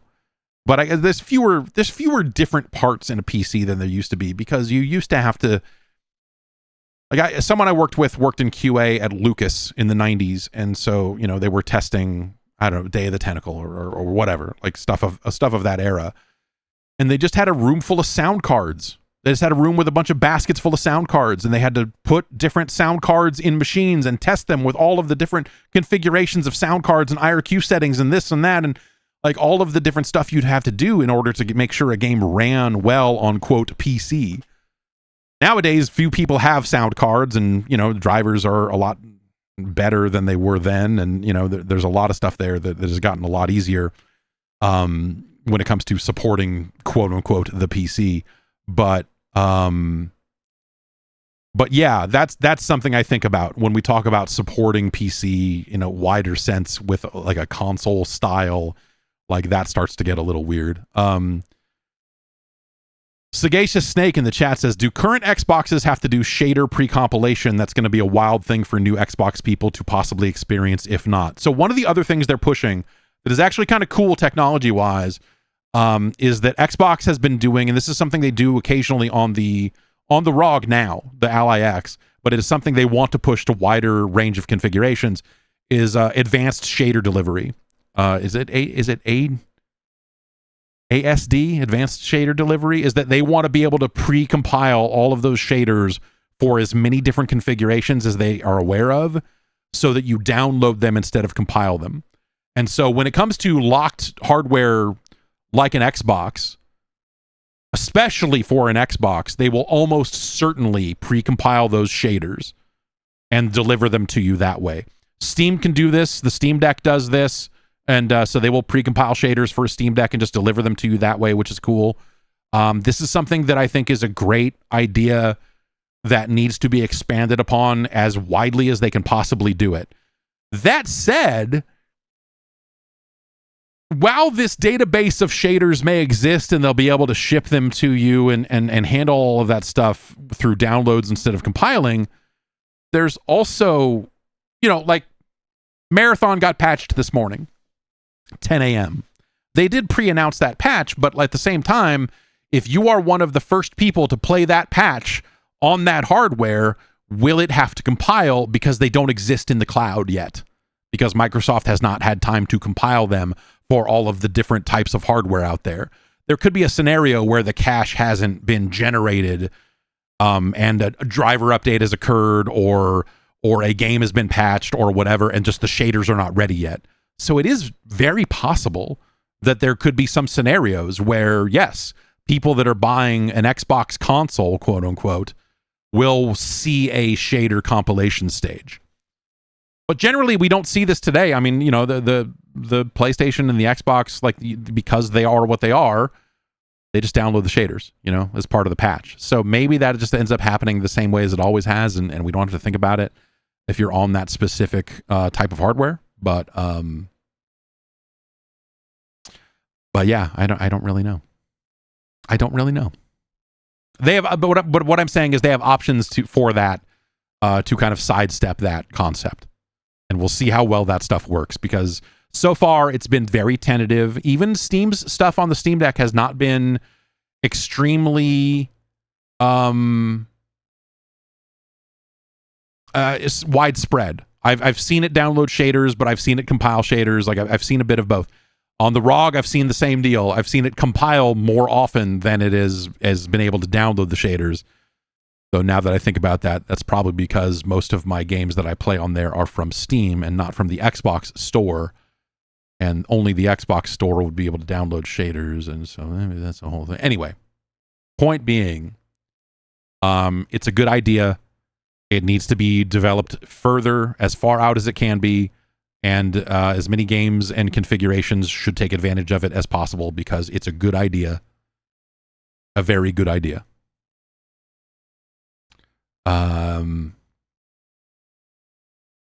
James from Baltimore writes in and says, your coverage of Marathon got me excited for Marathon and disappointed that it remains unplayable on Proton and Linux platforms.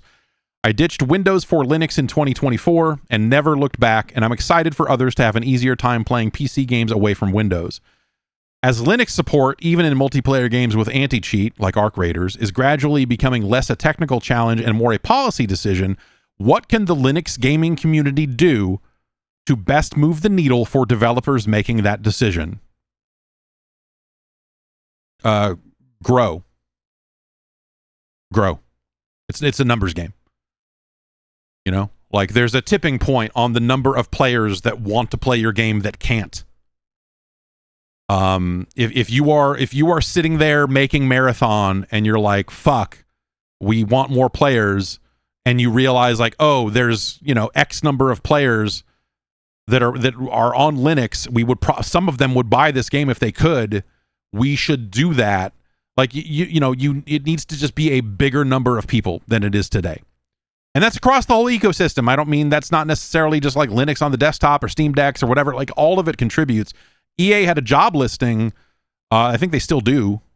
But there was a story going around a couple of weeks ago because EA posted a job listing about anti-cheat stuff and specifically mentioned Proton and, Linux. And so it seems like, at a bare minimum, EA is investigating the idea of, hey, how do we get our games running on Linux, or can we do it? And I think that's really fascinating. I think there's a tipping point, both from the number of players that are in this specific boat, where, like, oh, I can't play Destiny, I can't play Marathon, I can't play Call of Duty, I can't play Battlefield. I would like to play all of those games, but I can't. And so, and some of those players will just stick to Windows because they want to play those games badly enough, and some of those players are already on Linux and they're just like, well, I guess those games just don't exist in my world. As that number grows, developers will eventually be forced to contend with it. Right now, it's just not there, like, it's just not a big enough number.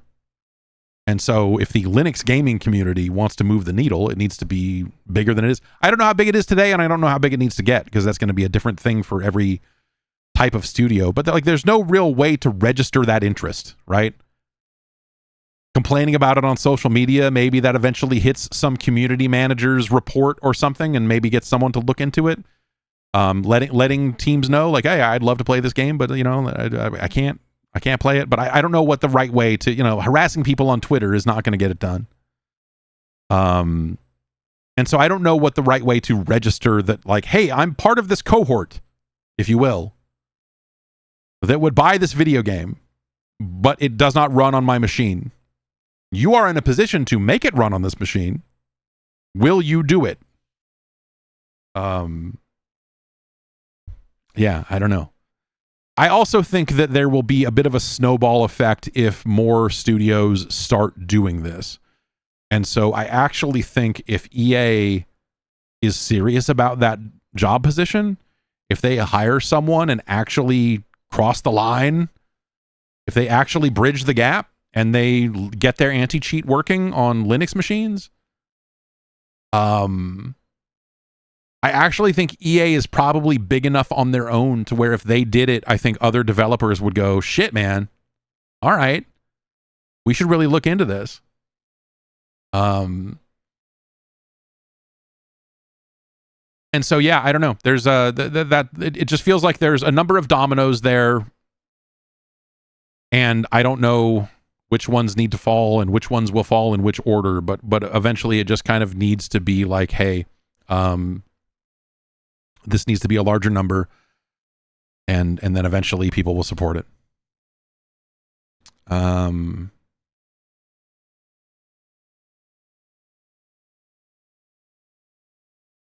Daniel writes in and says, I was just thinking about SNK versus Capcom and Street Fighter Cross Tekken and how crazy that was. Whatever happened to Tekken Cross Street Fighter? Have you ever seen unreleased footage of that game? I'm sure I can look it up, but I'd rather hear you talk about it. So there was like this screenshot they put out of, was it like Ryu? Where they put out some render and it was like barely even a thing. I have never seen anything substantial of that game unless you count Akuma appearing in Tekken 7, which I believe at the time they kind of like winked and nodded and said like, yeah, we had some stuff kicking around. And so in some ways, I think my understanding of it was that Akuma in Tekken 7 was largely the extent of what they had done. And so there was not a lot of work done on that game to begin with, was always my understanding of it. And so it never got very far in the first place. And then they eventually scrapped all that. And they did eventually kind of put Akuma into Tekken 7. And I think some of that, at least spiritually, was kind of trading off of some of the ideas that they had for how they would put Street Fighter and Tekken characters into the same game. But yeah, it wasn't really something that got very far. And I think part of that is because Street Fighter Cross Tekken was not the slam dunk success that maybe they thought it was going to be. Because that game had a lot of problems. That's a neat game, and it's unfortunate because I think Street Fighter Cross Tekken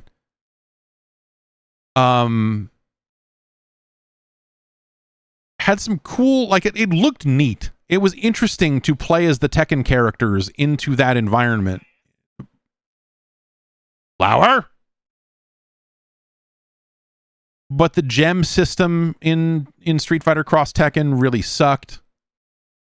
I think a lot of the systems in the game itself should have been a little more straightforward, and I think that they overcomplicated it. They overcomplicated a game that just, I think, could have been a lot more straightforward. And it's a shame because I think that game looked really neat, but just it kind of fell under its own weight of all the systems and DLC and all this the bullshit. And when that game didn't hit, it was very easy for Namco to go like, oh, well, we're not going to, our game's probably going to sell less of the whatever Capcom's game sells. So if they're selling this, we are out.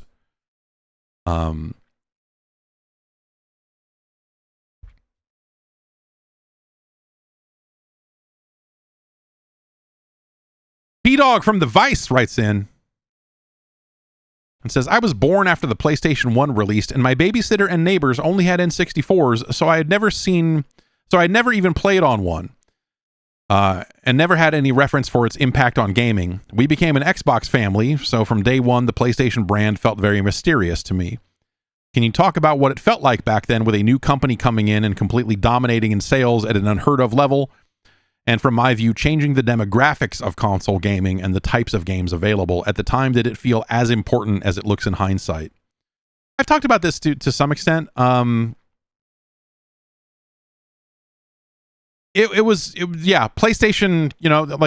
was like the initial, when PlayStation was initially coming out and when they initially said, hey, we're going to make a console, it was hard to take it seriously because of what the 3DO has done, because of what the CDI had done. It was very easy to look at Sony and just go like, it's another consumer electronics company getting into gaming and they have no idea what the fuck they're doing, and who the fuck cares?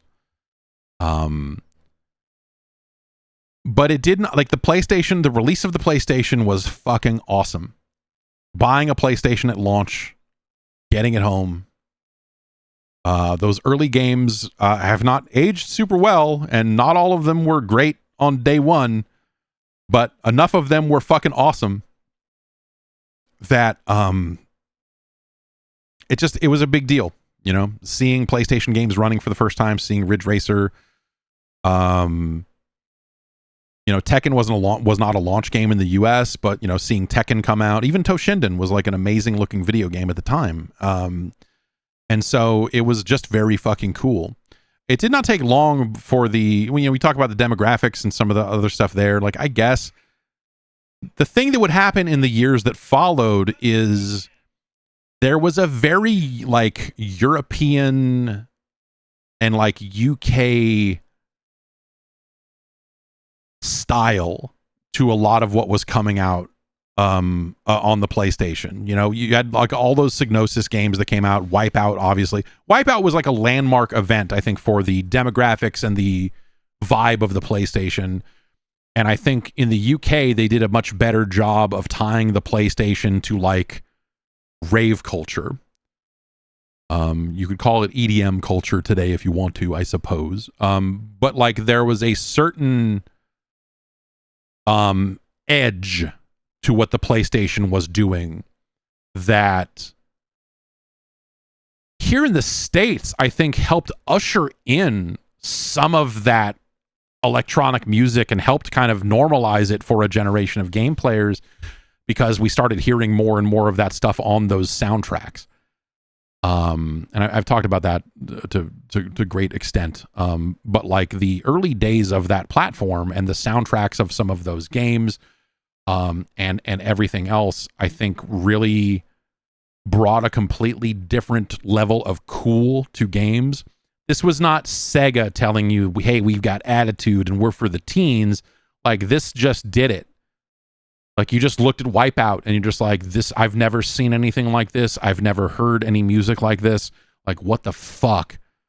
And it was a huge landmark moment. And so, like, in terms of changing demographics and all that other stuff, I think PlayStation became mainstream in a very different way than games had become mainstream in the past. And while there were plenty of games being developed in the States for the PlayStation, you did have this like significant contingent of games out of the UK, and it was a very ascendant time for Japanese game design as well. And so we saw a lot of interesting like games out of Japan that had unique visual styles, and again, like very interesting soundtracks. And so there was just a lot of like really fucking cool shit happening. And that wasn't necessarily a day one thing. It wasn't like I brought the PlayStation home and I was like, yeah, I guess like, Jumping Flash is it's a neat looking weird game, and it's fun to think about now, but it wasn't necessarily like that big of a deal then. But I think once we started getting some of the stuff out of Psygnosis and, the kind of those first 2 years of the PlayStation, as it started to expand and become more of a thing culturally. And then you get to like Lara Croft, which as much as I hate fucking the Tomb Raider games, like Lara Croft was mainstream in a way that I found kind of embarrassing because of the way they treated this polygonal lady as like, she's so fucking sexy and we got to get a nude code, and like it brought this weird element to like what it became the thing that people who didn't know about video games talked about when they talked about video games. Yes, lad mag energy. Yeah, it was very Maxim. It was very fucking like ugh, like all that shit. And so it took on this weird, like Lara, the popularity of Lara Croft was, she was bigger than the games that she was in, and that always felt really weird. And so it became a thing where like people would talk about Lara Croft and Tomb Raider and how it was such a big deal, and it was and that became like the fake gamer of the day, you know, in its own weird way. That the people that would obsessively talk about Tomb Raider, you're like, oh, you don't actually play video games, do you? You just care about this thing because the lady's hot or whatever. We got to get the nude code, and kids were obsessed with, you know, trading fake nude codes around online and all this other bullshit. It's just fucking weird. But like that all was kind of part of it. Like, you know, like there was a young adult, and by that I mean like late teen, early 20s kind of vibe to the PlayStation that like Sega never captured, and they were never aiming for it. They were more teen oriented, and so a lot of that marketing in the UK had a much, like it skewed a little older than it did in the States. And yeah, it was a very interesting thing, the way they kind of changed the way it kind of changed the focus of games and all of that stuff. I think is a fascinating thing. Josh writes in from Durham. I talked about this on the bonus show, I think a couple of weeks ago, like before Marathon was out. We talked about this, but people kind of, I don't know, people started talking about it online in a very predictable way. But here we go. I've seen a few outlets reporting that Bungie requested they delay their reviews because Marathon is not content complete. Is this a first? I've heard of outlets delaying reviews because servers weren't live, but I've never heard of a dev requesting the game not be reviewed for a month after release because they were planning to add more to it. Did Marathon get released when it did just to hit fiscal? Is this okay as from a developer? If they're charging full price for an official release, it seems like reviews would be fair game. So this got blown out of proportion, and I think people took this the wrong way. What Bungie said was like, hey, we're adding a big thing to this game in March. So we're, you know, they sent the game out.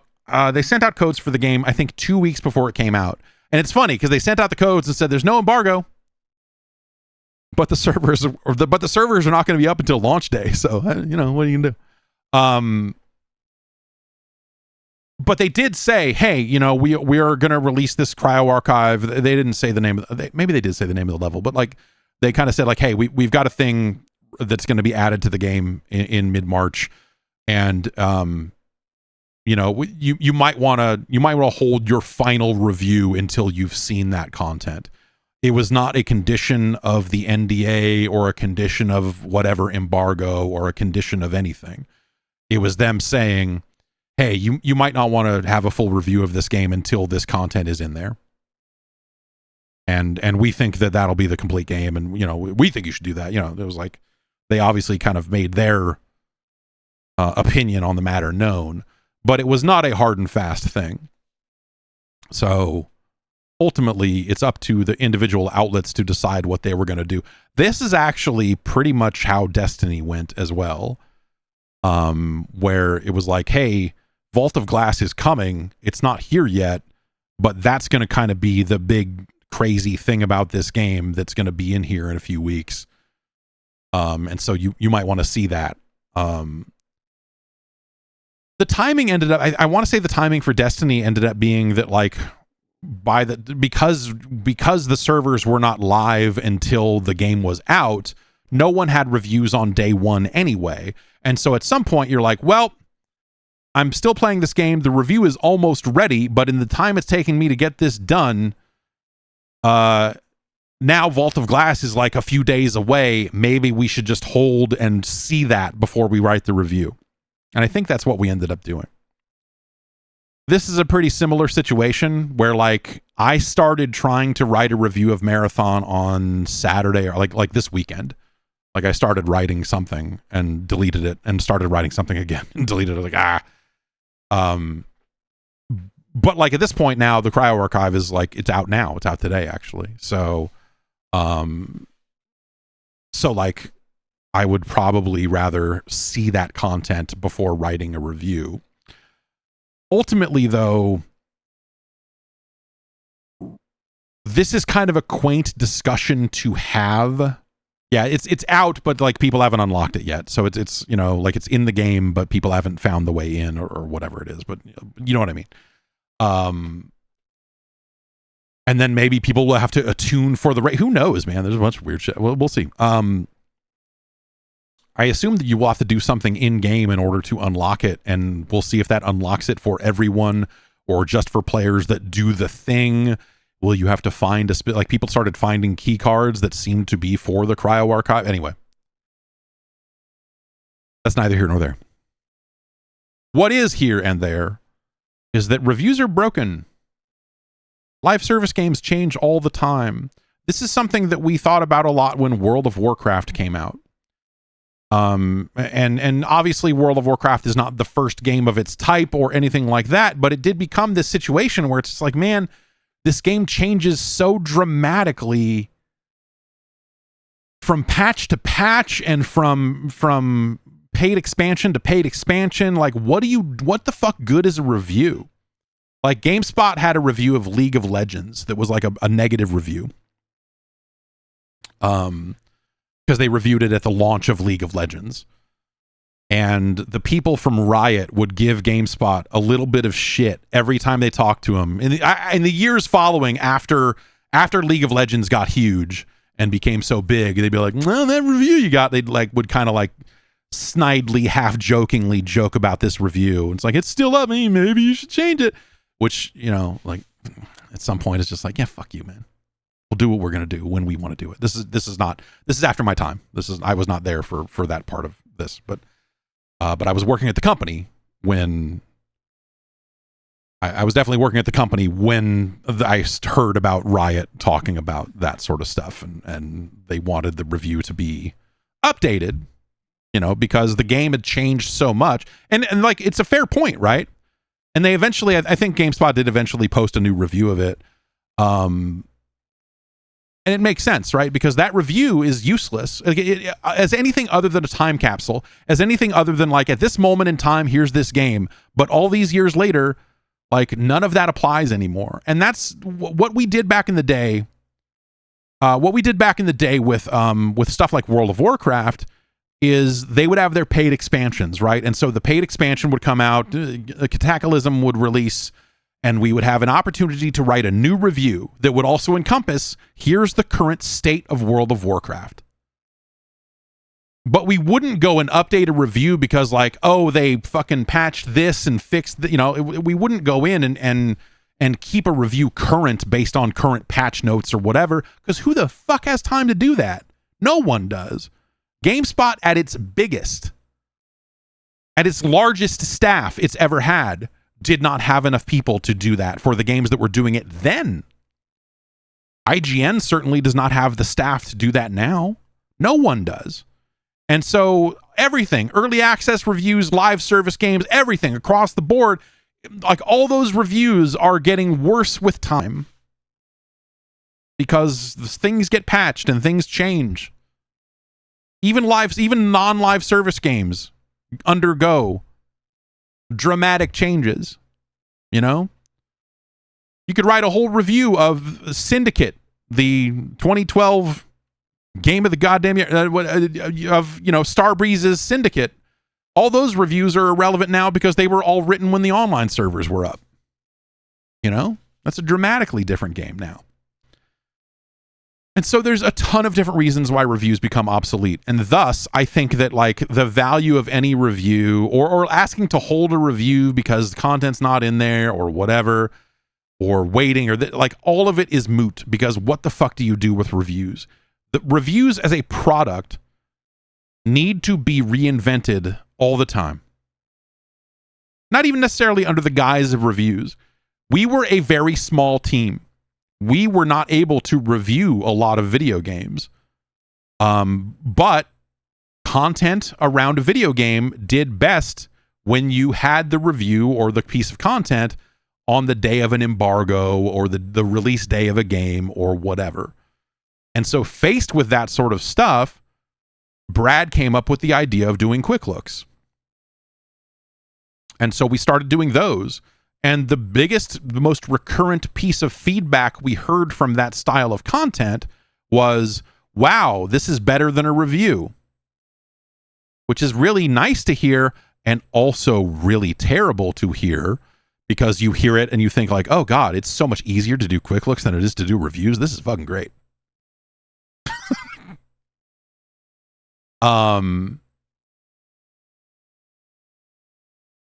And so, you know, like naturally over time, we just ended up reviewing fewer games because it was so time consuming to do it. And the return on that time investment was rarely worth it, especially when the quick look would outperform the review. And you're just like, well, okay, what's the right way to do this? You know? That's the question that I think that everyone in this line of work, where they are talking about games in a critical fashion, be it in a review or on a podcast or anything, you have to revisit that again and again and again and say, what is the best way to produce this style of content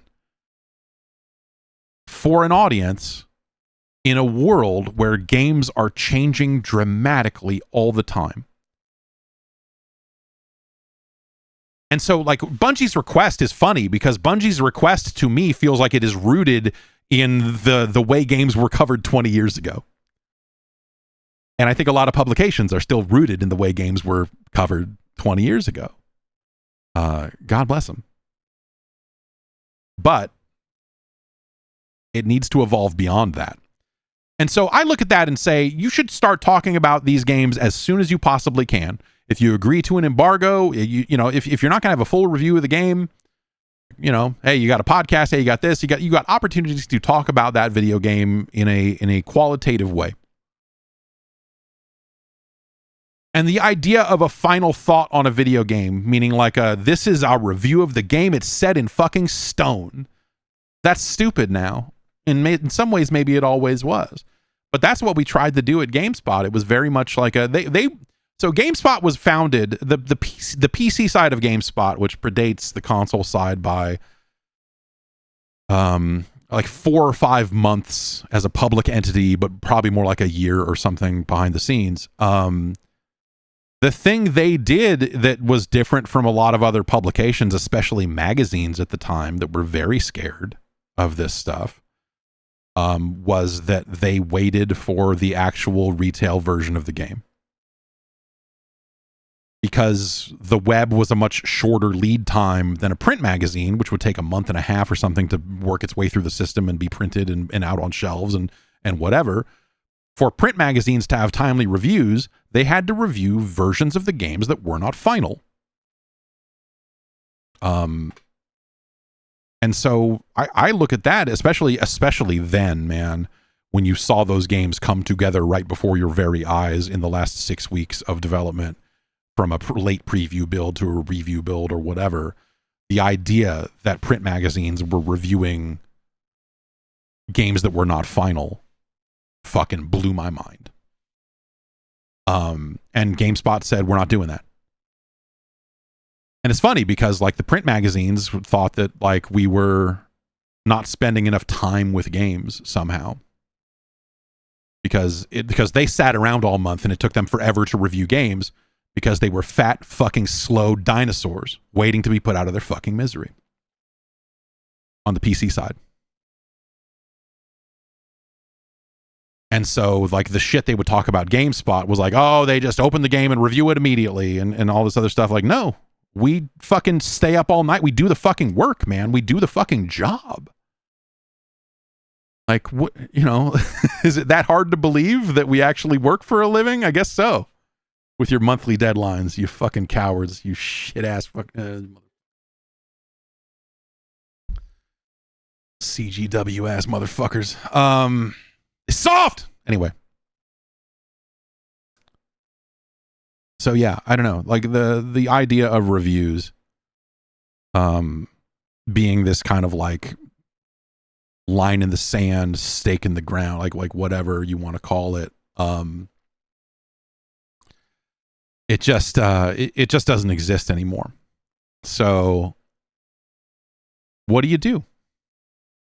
I think you pick your shots. I think you figure out like what you want to do and what you care about and whatever and all of that. But like, there was always this desire on our part to have a level playing field. Every game was treated the same.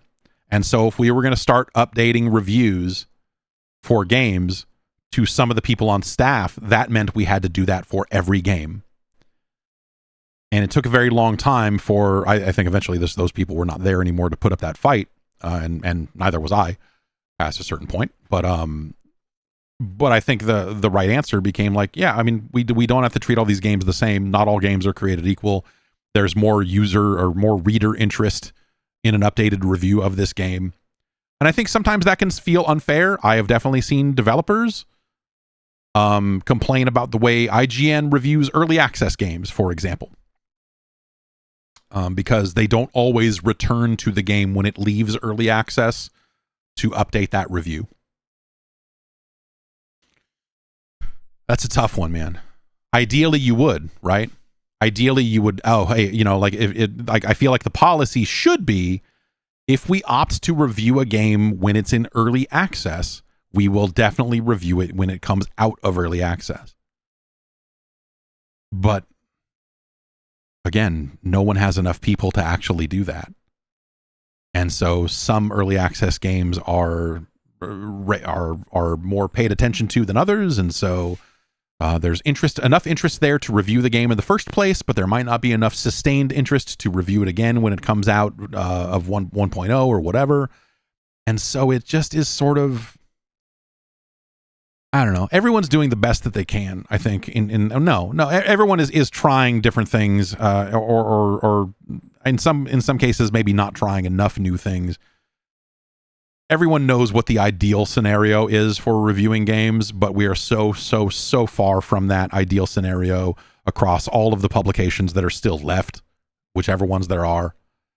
That like the idea of game reviews as an institution, which is how I thought of it at GameSpot. It was our calling card. It was the thing we were best at. It was the thing we were known for. Those days are gone. You know, that's ancient history now. But also the games have changed, and so what do you do, right? How do you like I want to write a review of Marathon just because I think it would be fun to write something about that game.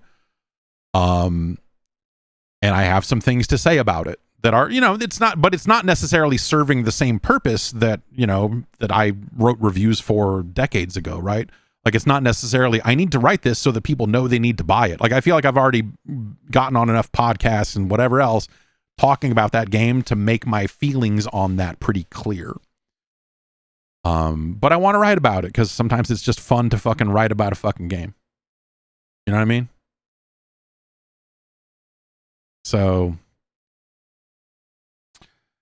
yeah, I don't know, but reviews in terms of them actually serving a purpose, like a lot of that stuff has changed, and like people get early access to games via a late beta or whatever, and whatever. M Metal Rain asks, what do music critics do? They don't review every band. No, I mean, I don't know. I mean, publications covering music definitely don't review everything. I think Pitchfork is very selective about what they decide to review and not review. Whatever's left of that, I mean, I feel like music criticism has been, like, for as much as game journalism and game criticism has been fucking ripped apart, like, I think that, like music criticism and movie criticism have just been completely destroyed. Does Pitchfork even still exist? I have no idea what that landscape even looks like. I wouldn't know what to tell you. Like, there are times when I wish I could find a website that was like a comprehensive list of like, here are albums and when they're coming out. Like just a straight up new release calendar for fucking music. I can't even find that most of the time. And so, yeah. What do you go to rate your music? You're going to go to, but that's like Rotten Tomatoes. That's like all the, who knows who's writing that shit? Who knows if the people on Rate Your Music or if the people on Rotten Tomatoes or like people writing user reviews, who knows if any of those people are real? Or if they're just shills for a record label or whatever, right? I mean, like the minute you wade into the territory of fucking, user reviews, like it's all fucking, I saw a fucking ad on the internet for some fucking product. It was a gum. It was like a gum that they're like, if you chew this gum, it, restorative to your tooth enamel or whatever. And I was like, that sounds like some bullshit. I want to read more about this. But you can't read more about it because if you enter any search term into the internet about that topic, it brings you to websites and fake reviews and fake shit all about that product, talking about how great that product is. They have keyworded the shit out of their product in such a way that you simply cannot fucking find real information. And so I didn't buy any because it all just looked like a scam. And also I couldn't find an official place to buy it, and I was never sure if it was the real product or if it was someone who set up a bootleg website with fake gum, because that apparently exists too. But like these people are all over fucking Reddit with their shit, and it's just like Reddit search results full of fucking fake people. Like, it's really fucking crazy. It's really fucking crazy. It's really hard to get real information anymore for stuff like that. It used to just be like dick pills and stuff like that. That like we're going out and doing that and buying ads and doing all of that other shit. But now it's like fucking everything.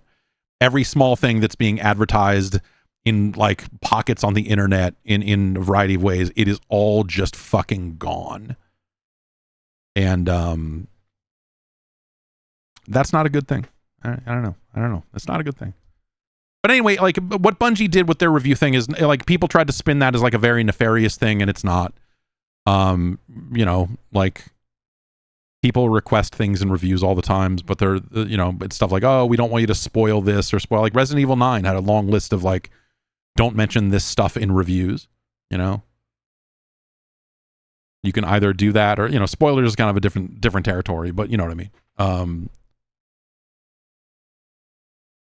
At no point did Bungie say you are not allowed to review this game until this piece of content came out.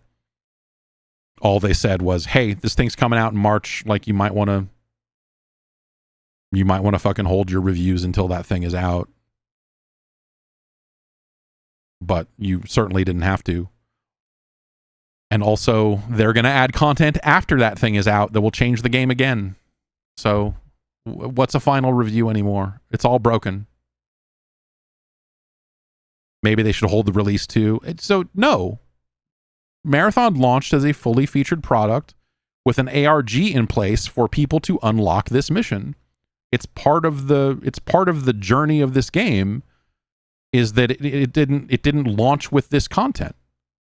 So if it just was there and they didn't do any of the ARG stuff and didn't do any of that stuff, like Marathon would be worse off for it. So no, like they did launch in a complete state with a plan to add this thing when it was time for the players to be able to experience it. Like that's part of managing a live service game. If they had said you are not allowed to review this game until this happens or this or whatever, then that would be a different story. Anytime anyone has tried to embargo a game past its release date, which I've only seen that a couple of times, and it's never been for any specific reason. It's never been for a reason like, hey, we're putting a thing in the game. It's just always been like, here's your copy of the game. It comes out on this date. Reviews are embargoed until this date. And you just write back and say, no. And you buy the game and review it, You don't agree to that embargo in the first place. You say, no, we're not going to do that. Either you change your embargo or I'll just buy this game and we will start covering the shit out of it on day one. And it really sounds like you don't want anyone to cover the shit out of this game. So, up to you. But yeah, the Bungie thing is not even, it's so not a thing. Schumann writes in and asks, did you ever non-ironically call Mario Jumpman? I'm curious if you or anyone you knew actually referred to Mario as Jumpman prior to knowing about his real name from the release of Mario Brothers and so forth. Do you think there were holdouts who refused to acknowledge Jumpman's new name and stuck to what they knew? I guess I just want to understand how well known Mario was as a character prior to him becoming huge with Super Mario Brothers. There was a Donkey Kong cartoon with Mario in it prior to Super Mario Brothers. Like Mario was quite well known, like one of the most well-known video game characters of that era prior to the release of Super Mario Brothers. So yeah, Mario was quite well known. So, but to answer your question, yes, there was a time when no one knew his name was Mario because his name was not Mario yet. I had a book. I wish I still had it, but there was a Donkey Kong coloring book with like some puzzles and little games and stuff. But there was a little Donkey Kong coloring book that came out, and it has him in there as Jumpman because his name was not Mario yet. But they would eventually get to that cartoon and a few other things. Like the Mario stuff would solidify pretty immediately, and there was no one was holding out and just calling him Jumpman still. Like he just was Mario, and that was that. But yes, there was definitely a time before the Mario name was out there, before Mario Brothers was out there, that dude was just Jumpman. I want to say by the time Donkey Kong Jr. came out, he was Mario. Like in Donkey Kong, he's just Jumpman. But by the time Junior came out, they had already gotten the name out there. I don't know if it's in that game or they refer to him in that game as Mario. They might. But yeah.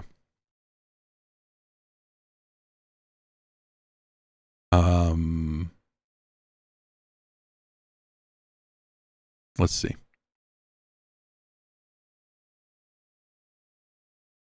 Let's see if we got anything else here. I think we're just about done.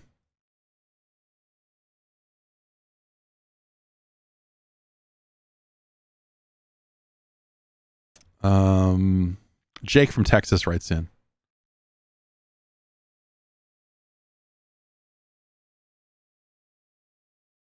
This one's a little older. I don't think we've taken this question before. I'm sorry. My apologies.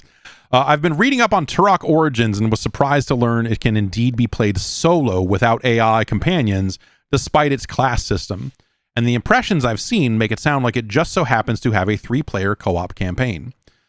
I guess what I'm saying is I'm actually interested in Turok Origins after learning more about it, but the trailers were fairly misleading, making me think it was exclusively multiplayer. My tinfoil hat theory is that the marketing people are trying to appeal to a type of player most Turok fans probably aren't, aka younger and more multiplayer minded. What are some notable examples of this marketing mismatch that you've seen before? Brutal Legend. Brutal Legend is the most misleading marketing campaign that I think has ever been run. Because every bit of marketing of Brutal Legend up until kind of just before its release made it look like it was Ocarina of Time, but with Jack Black and a guitar and hell of metal. And then you get it, and it's a fucking real-time strategy game.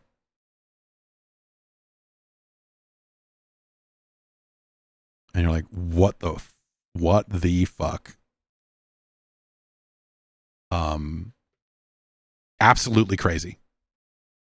I think there's a way to market that game that like says what it is and probably prepares people for what it is. But Brutal Legend, I think, did both fans and detractors of that game a disservice. Because the people that like that game like it a lot. And they're really into the specific RTS type stuff that it is.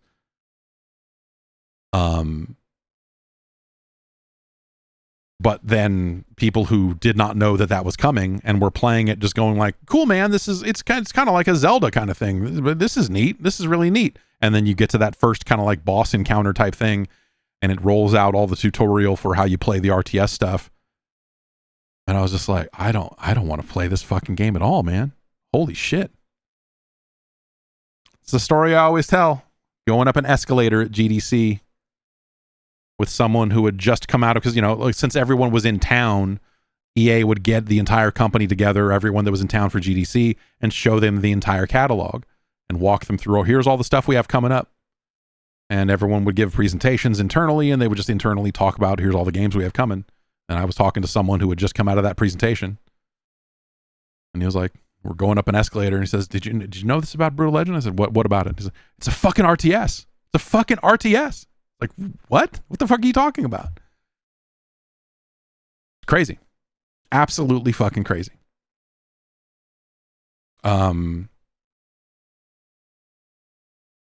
Turok being shown. So trailers are short, right? Trailers are short, and they never convey the full depth or breadth of a game because they're focused on looking cool, and they're not. The first priority of a trailer is not to be informative.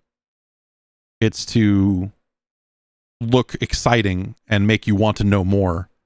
And then you are supposed to dig into it to learn more. Which I usually do by reading a press release. Though in the days of old, people would oftentimes have what was called a hands-on preview, where they played a game and talked about it. Occasionally that still happens. I guess people played Pragmata again pretty recently. But the Turok trailer is not going out of its way to lie to you about what kind of game it is per se. It's more just like, hey, they're going to show what they think is the most exciting looking stuff. And when you read about that game, you do realize like, oh, okay, yeah, so it's got this co-op campaign, it's got this thing, it's but it is meant to be played this way. And yeah, people in the chat are just like, wait a minute, there's a new Turok game. So yeah, effective trailer. Everyone is talking. But yeah.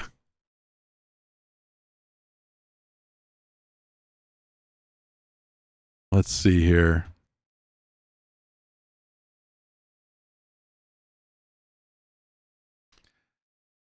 Greg from Connecticut writes in and asks, how does a game get canceled? After your discussion of the many failed projects at Microsoft, I got curious about what the process of game cancellation looks like when that game has the support of a major publisher. I've always understood in broad strokes that decision makers will determine if the costs of development have risen above the projected profit, and if it has, the project is shut down, often with layoffs to follow. But can we get more specific? Is there anything like an industry standard practice of ending a game's development prematurely? Take Perfect Dark, for example. What would have been the trigger that put the project in danger from Microsoft's point of view? Do you suppose there was a specific moment in which executives from Microsoft put them on some kind of notice that the project was now in danger? Would someone from Crystal Dynamics needed to have made a pitch to save the game? Would the team have then been asked to provide a vertical slice? There's probably a whole other discussion here about the implications of unionization and the process of game cancellation. So it's a variety of things, right? I mean, I think in the case of Perfect Dark and Microsoft, Microsoft was being held to some fairly high numbers in terms of their what do they call it, accountability percentage or whatever the number was, but they had to get in line with certain percentages of profit. They needed to get in line where they needed to be making X amount of money more than they were spending, and that number was out of whack with their current spending. And so I think in a lot of those cases they had to just kind of go through and slash and burn. They knew they had to make layoffs to a certain degree. They knew that meant that projects were getting cut, and they needed to look at every project in their portfolio and decide, is this one going to survive or not? And so then that comes down to a lot of different factors. Okay, how much money is it going to take for them to get from right where they are right now to the finish line? Are they having an easy time of it, or are they likely to run into problems along the way that may delay it even further? Where are they at in overall development? And how has it gone? Has it gone smoothly? Has it gone not smoothly? Have they had huge team turmoil and people leaving and doing this and that? Like Perfect Dark sounds like it was kind of a messy development from the get-go because they were founding a new studio alongside it. And so it's like you're building the team while you're building the game. I've heard of cases where, you know, like as projects are as they start to think about projects getting canceled, that there have been situations where people have had to go and present the game to executive teams. Not Perfect Dark specifically, but it's like generally speaking, like, okay, we want everyone to come in and talk about where they're at in development. Like, how's it going? Show us what you have. It doesn't necessarily mean make a vertical slice, because that takes time and money and effort away from the actual development of the video game. But it's like, okay, show us where you're at, and where you're going. Show us your projections on where you think this is going to land, and how's it look. And I think that, you know, maybe they can make that call themselves as an executive team. Maybe they then talk to some consultants who are brought in to look at the projects. Maybe if games are far enough along, maybe they end up doing mock reviews or something where they go like, hey, do we think this game's going to get like a 85, or what, you know, do we think that people are at least going to like it? They figure out whatever sales projections they can based on where they're at. They assess where they're at and ask themselves, like, has the market changed? Have we missed our window for this game because the tastes have shifted? Or, you know, like, they really look at that sort of stuff and they try to make an informed call. But also sometimes it can be way more petty than that. It's just as likely to have a scenario where management at the top level of a studio changes, someone new comes into that role, and they have an axe to grind. Or they want to make a mark. They want to show the company that they mean business when it comes to financial responsibility. And so they come in and cut 2 projects right out of the gate, just so people know they mean business. You know? Or maybe someone gets promoted into a spot who hates the person running a team and does something financially irresponsible and says, fuck that guy, let's cancel his fucking game. And then finds a way to justify that doesn't look like it's just this vindictive sort of fucking shit show. Business sucks, dude. Interpersonal relationships have way more to do with all of this stuff than you would like to admit. And responsible companies have enough processes in place to put a stop to that shit. You know, responsible companies have enough checks and balances in there to where no one person can just fucking come in there and fuck a thing up. It's like, okay, no, we got to justify this. If we're going to cancel this game, why are we doing it? And they ask all the right questions and they figure it out that way and whatever. But there have definitely been cases where someone was just like, yeah, I don't know. I don't like this dude. We've worked together for years and I've never liked him. And now I'm going to fucking kill his game and fire him and shut this thing down, shut this whole team down. It's certainly occurred. So no, there is no one way games get canceled, because different games get canceled for different reasons. Sometimes you have put a lot of money into a game and a lot of time into a game, and it's been delayed over and over again, and you have to sit there and look at it and go like, fuck, man, we need to spend even more money than we thought making this game, but it's going to come out good, right? Like, but we still believe in this, right? And sometimes they do and sometimes they don't.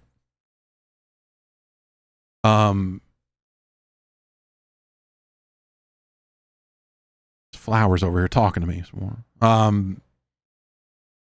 So yeah, I don't know that there's any kind of one, there's no one size fits all way to cancel a game, because I think there are a lot of different reasons that some of this stuff gets canceled. Sometimes you'll just have games that get canceled as part of a strategic shift, right? Hey, we thought we wanted 12 live service games. Turns out that's not a real thing that we can want. Like, it's not realistic that we'll ever get there. So we need to take a long look at all of these projects and get some of them off of our slate before we spend another $100 million on these 5 games or whatever that we need to just walk away from. So yeah, obviously you're going to have a ton of different situations and scenarios, but like, I think those are some of the major ones that I can think of.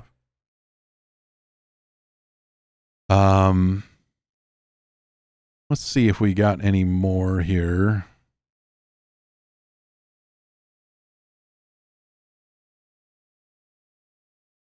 David from York writes in and asks, what's a small game mechanic you're always happy to see in a game? I've realized my love of the Dreamcast classic Bangai-O stems from my love of weapons that let you choose to target multiple enemies at the expense of waiting to fire. I will always, without fail, and to my own detriment, try and fill up the bar to full before firing, whether it's Bangai-O, Rez, Afterburner Climax, or any number of much worse games. Does anything jump to mind for yourself? Grappling hooks are a real good one. Dual joystick shooters, like I love Robotron and Smash TV so much that I will kind of always look at a dual joystick shooter a little bit, at least a little bit, and go, hey, is this good? Most of them are not. Especially these days in the kind of post-Vampire Survivor kind of auto shooter, not auto shooter kind of thing. Like there's a lot of really average dual joystick shooters out there. I think the lock-on targeting you're talking about in Bangai-O and Rez and stuff, I think that stuff's really awesome. I like the stuff when it's done well, though, right? I mean, yeah, there are plenty of games that do it really badly, but like, and maybe some mechanics where it's been overdone. At some point in the past, I would have said a parry. That I really like parrying things in games, but that's been overdone to such a degree that I think there's just been too many examples of like not great parries in games. But when parries feel good, again, the thing I always say about parries in games is a good parry should feel like fucking someone goes for a slam dunk and you fucking stuff that shit. You jump up, fucking arm in the air, and go get this not in my house, motherfucker, and you stuff that shit and leave them fucking lying. Like, the best parries are like that. The best parries are like defensive basketball dominance, you know? Like, it's... like, that shit is fucking awesome. But there are a ton of them out there, and there are a lot of them that are relatively underwhelming, you know? That don't necessarily do that stuff all that well. And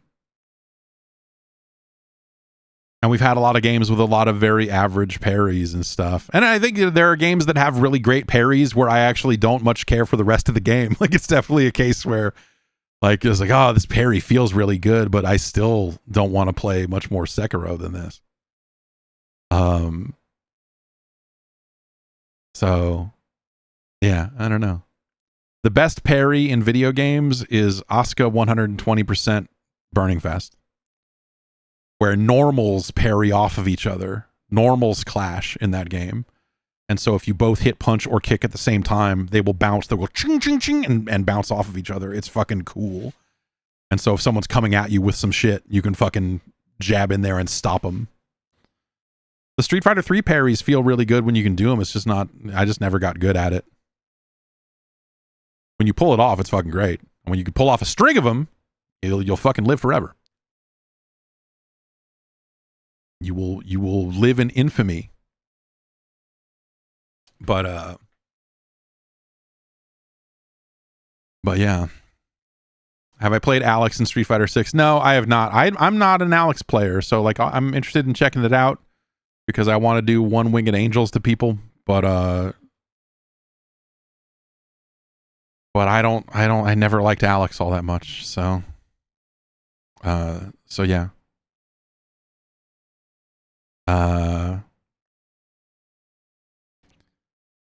Let's see here.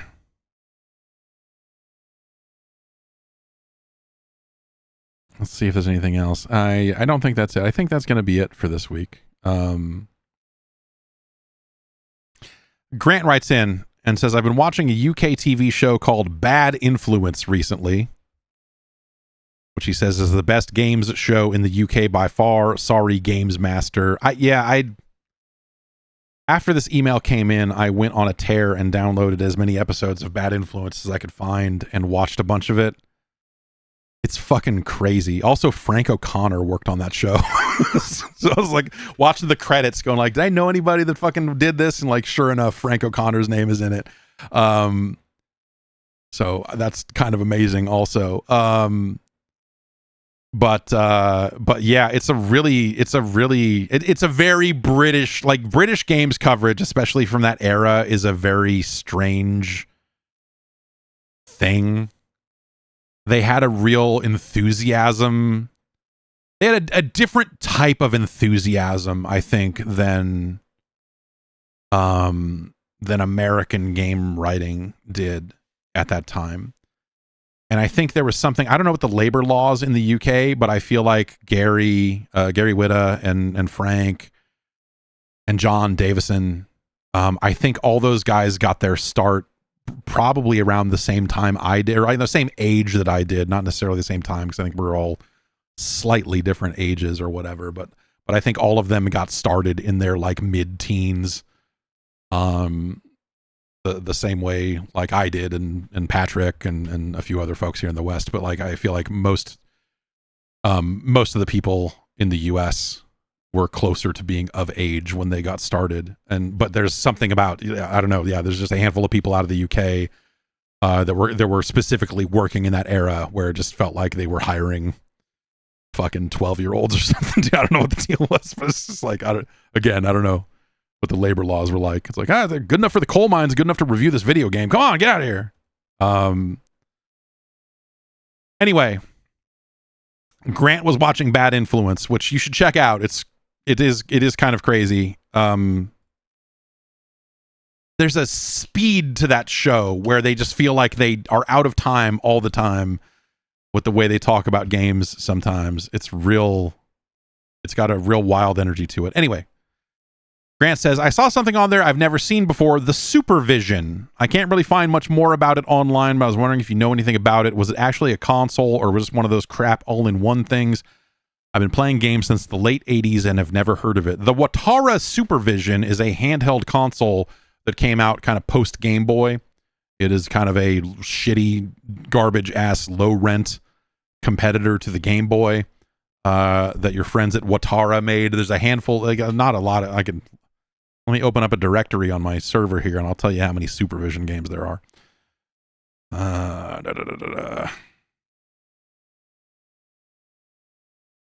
Let's call it 68 games, though there are some duplicates in there. This is where you can play such hot hits as Hero Kid and Snake and Super Block and Thunder Shooting and Witty Cat and Dancing Block, Chinese Checkers, Balloon Fight. Yeah, there's like a ripoff of Balloon Fight on the Supervision. It's really crazy.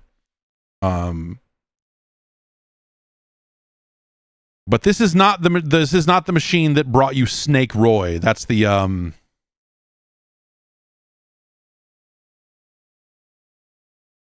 other garbage. That's the game the Game Duck. Game Duck? Mega Duck is where you can play Snake Roy.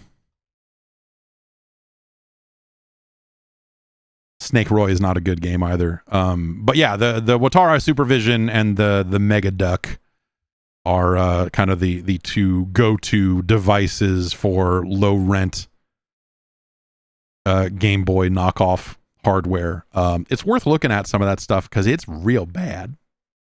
The Supervision is not there are not a lot of good games on the Supervision, but I believe all of them have retro achievements. So because it's a relatively small library, so I think someone just set out to make achievements for every Supervision game or every Mega Duck game or both.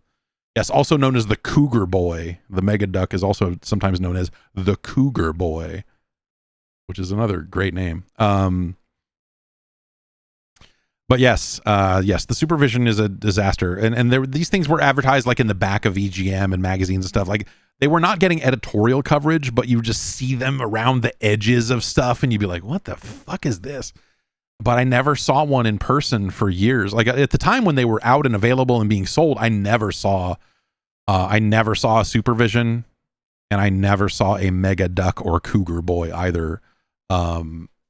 But in years since, I have since seen one, and they're bad. They're like, it's like, could you imagine what if the Game Boy screen was like 30% worse than the Game Boy is in terms of like showing fast motion? So it's just this blurry, smudgy mess. The games run like shit. It's fucking garbage. It's great. You should check it out. You can emulate all that stuff. Just run some of these games for a few minutes. Just look at it and go like, Jesus. All right, everybody. I'm going to get going. I hope you have a tremendous rest of your Tuesday and a good rest of your week. I'll be back tomorrow. We'll talk some more about games, and maybe we'll play some stuff. Maybe we'll play some Watara Supervision games. Probably not. Maybe. I don't know. But yeah, come back tomorrow. We'll hang out for Wednesday. And of course, go to jeff.zone. You get an ad-free version of this show, get access to the bonus show, and even more stuff from the Patreon. Thanks to everyone for your support over there. It means everything. It literally means everything. Let's see here. That's going to do it. All right. Have a good rest of your day. And I'll see you next week for the podcast.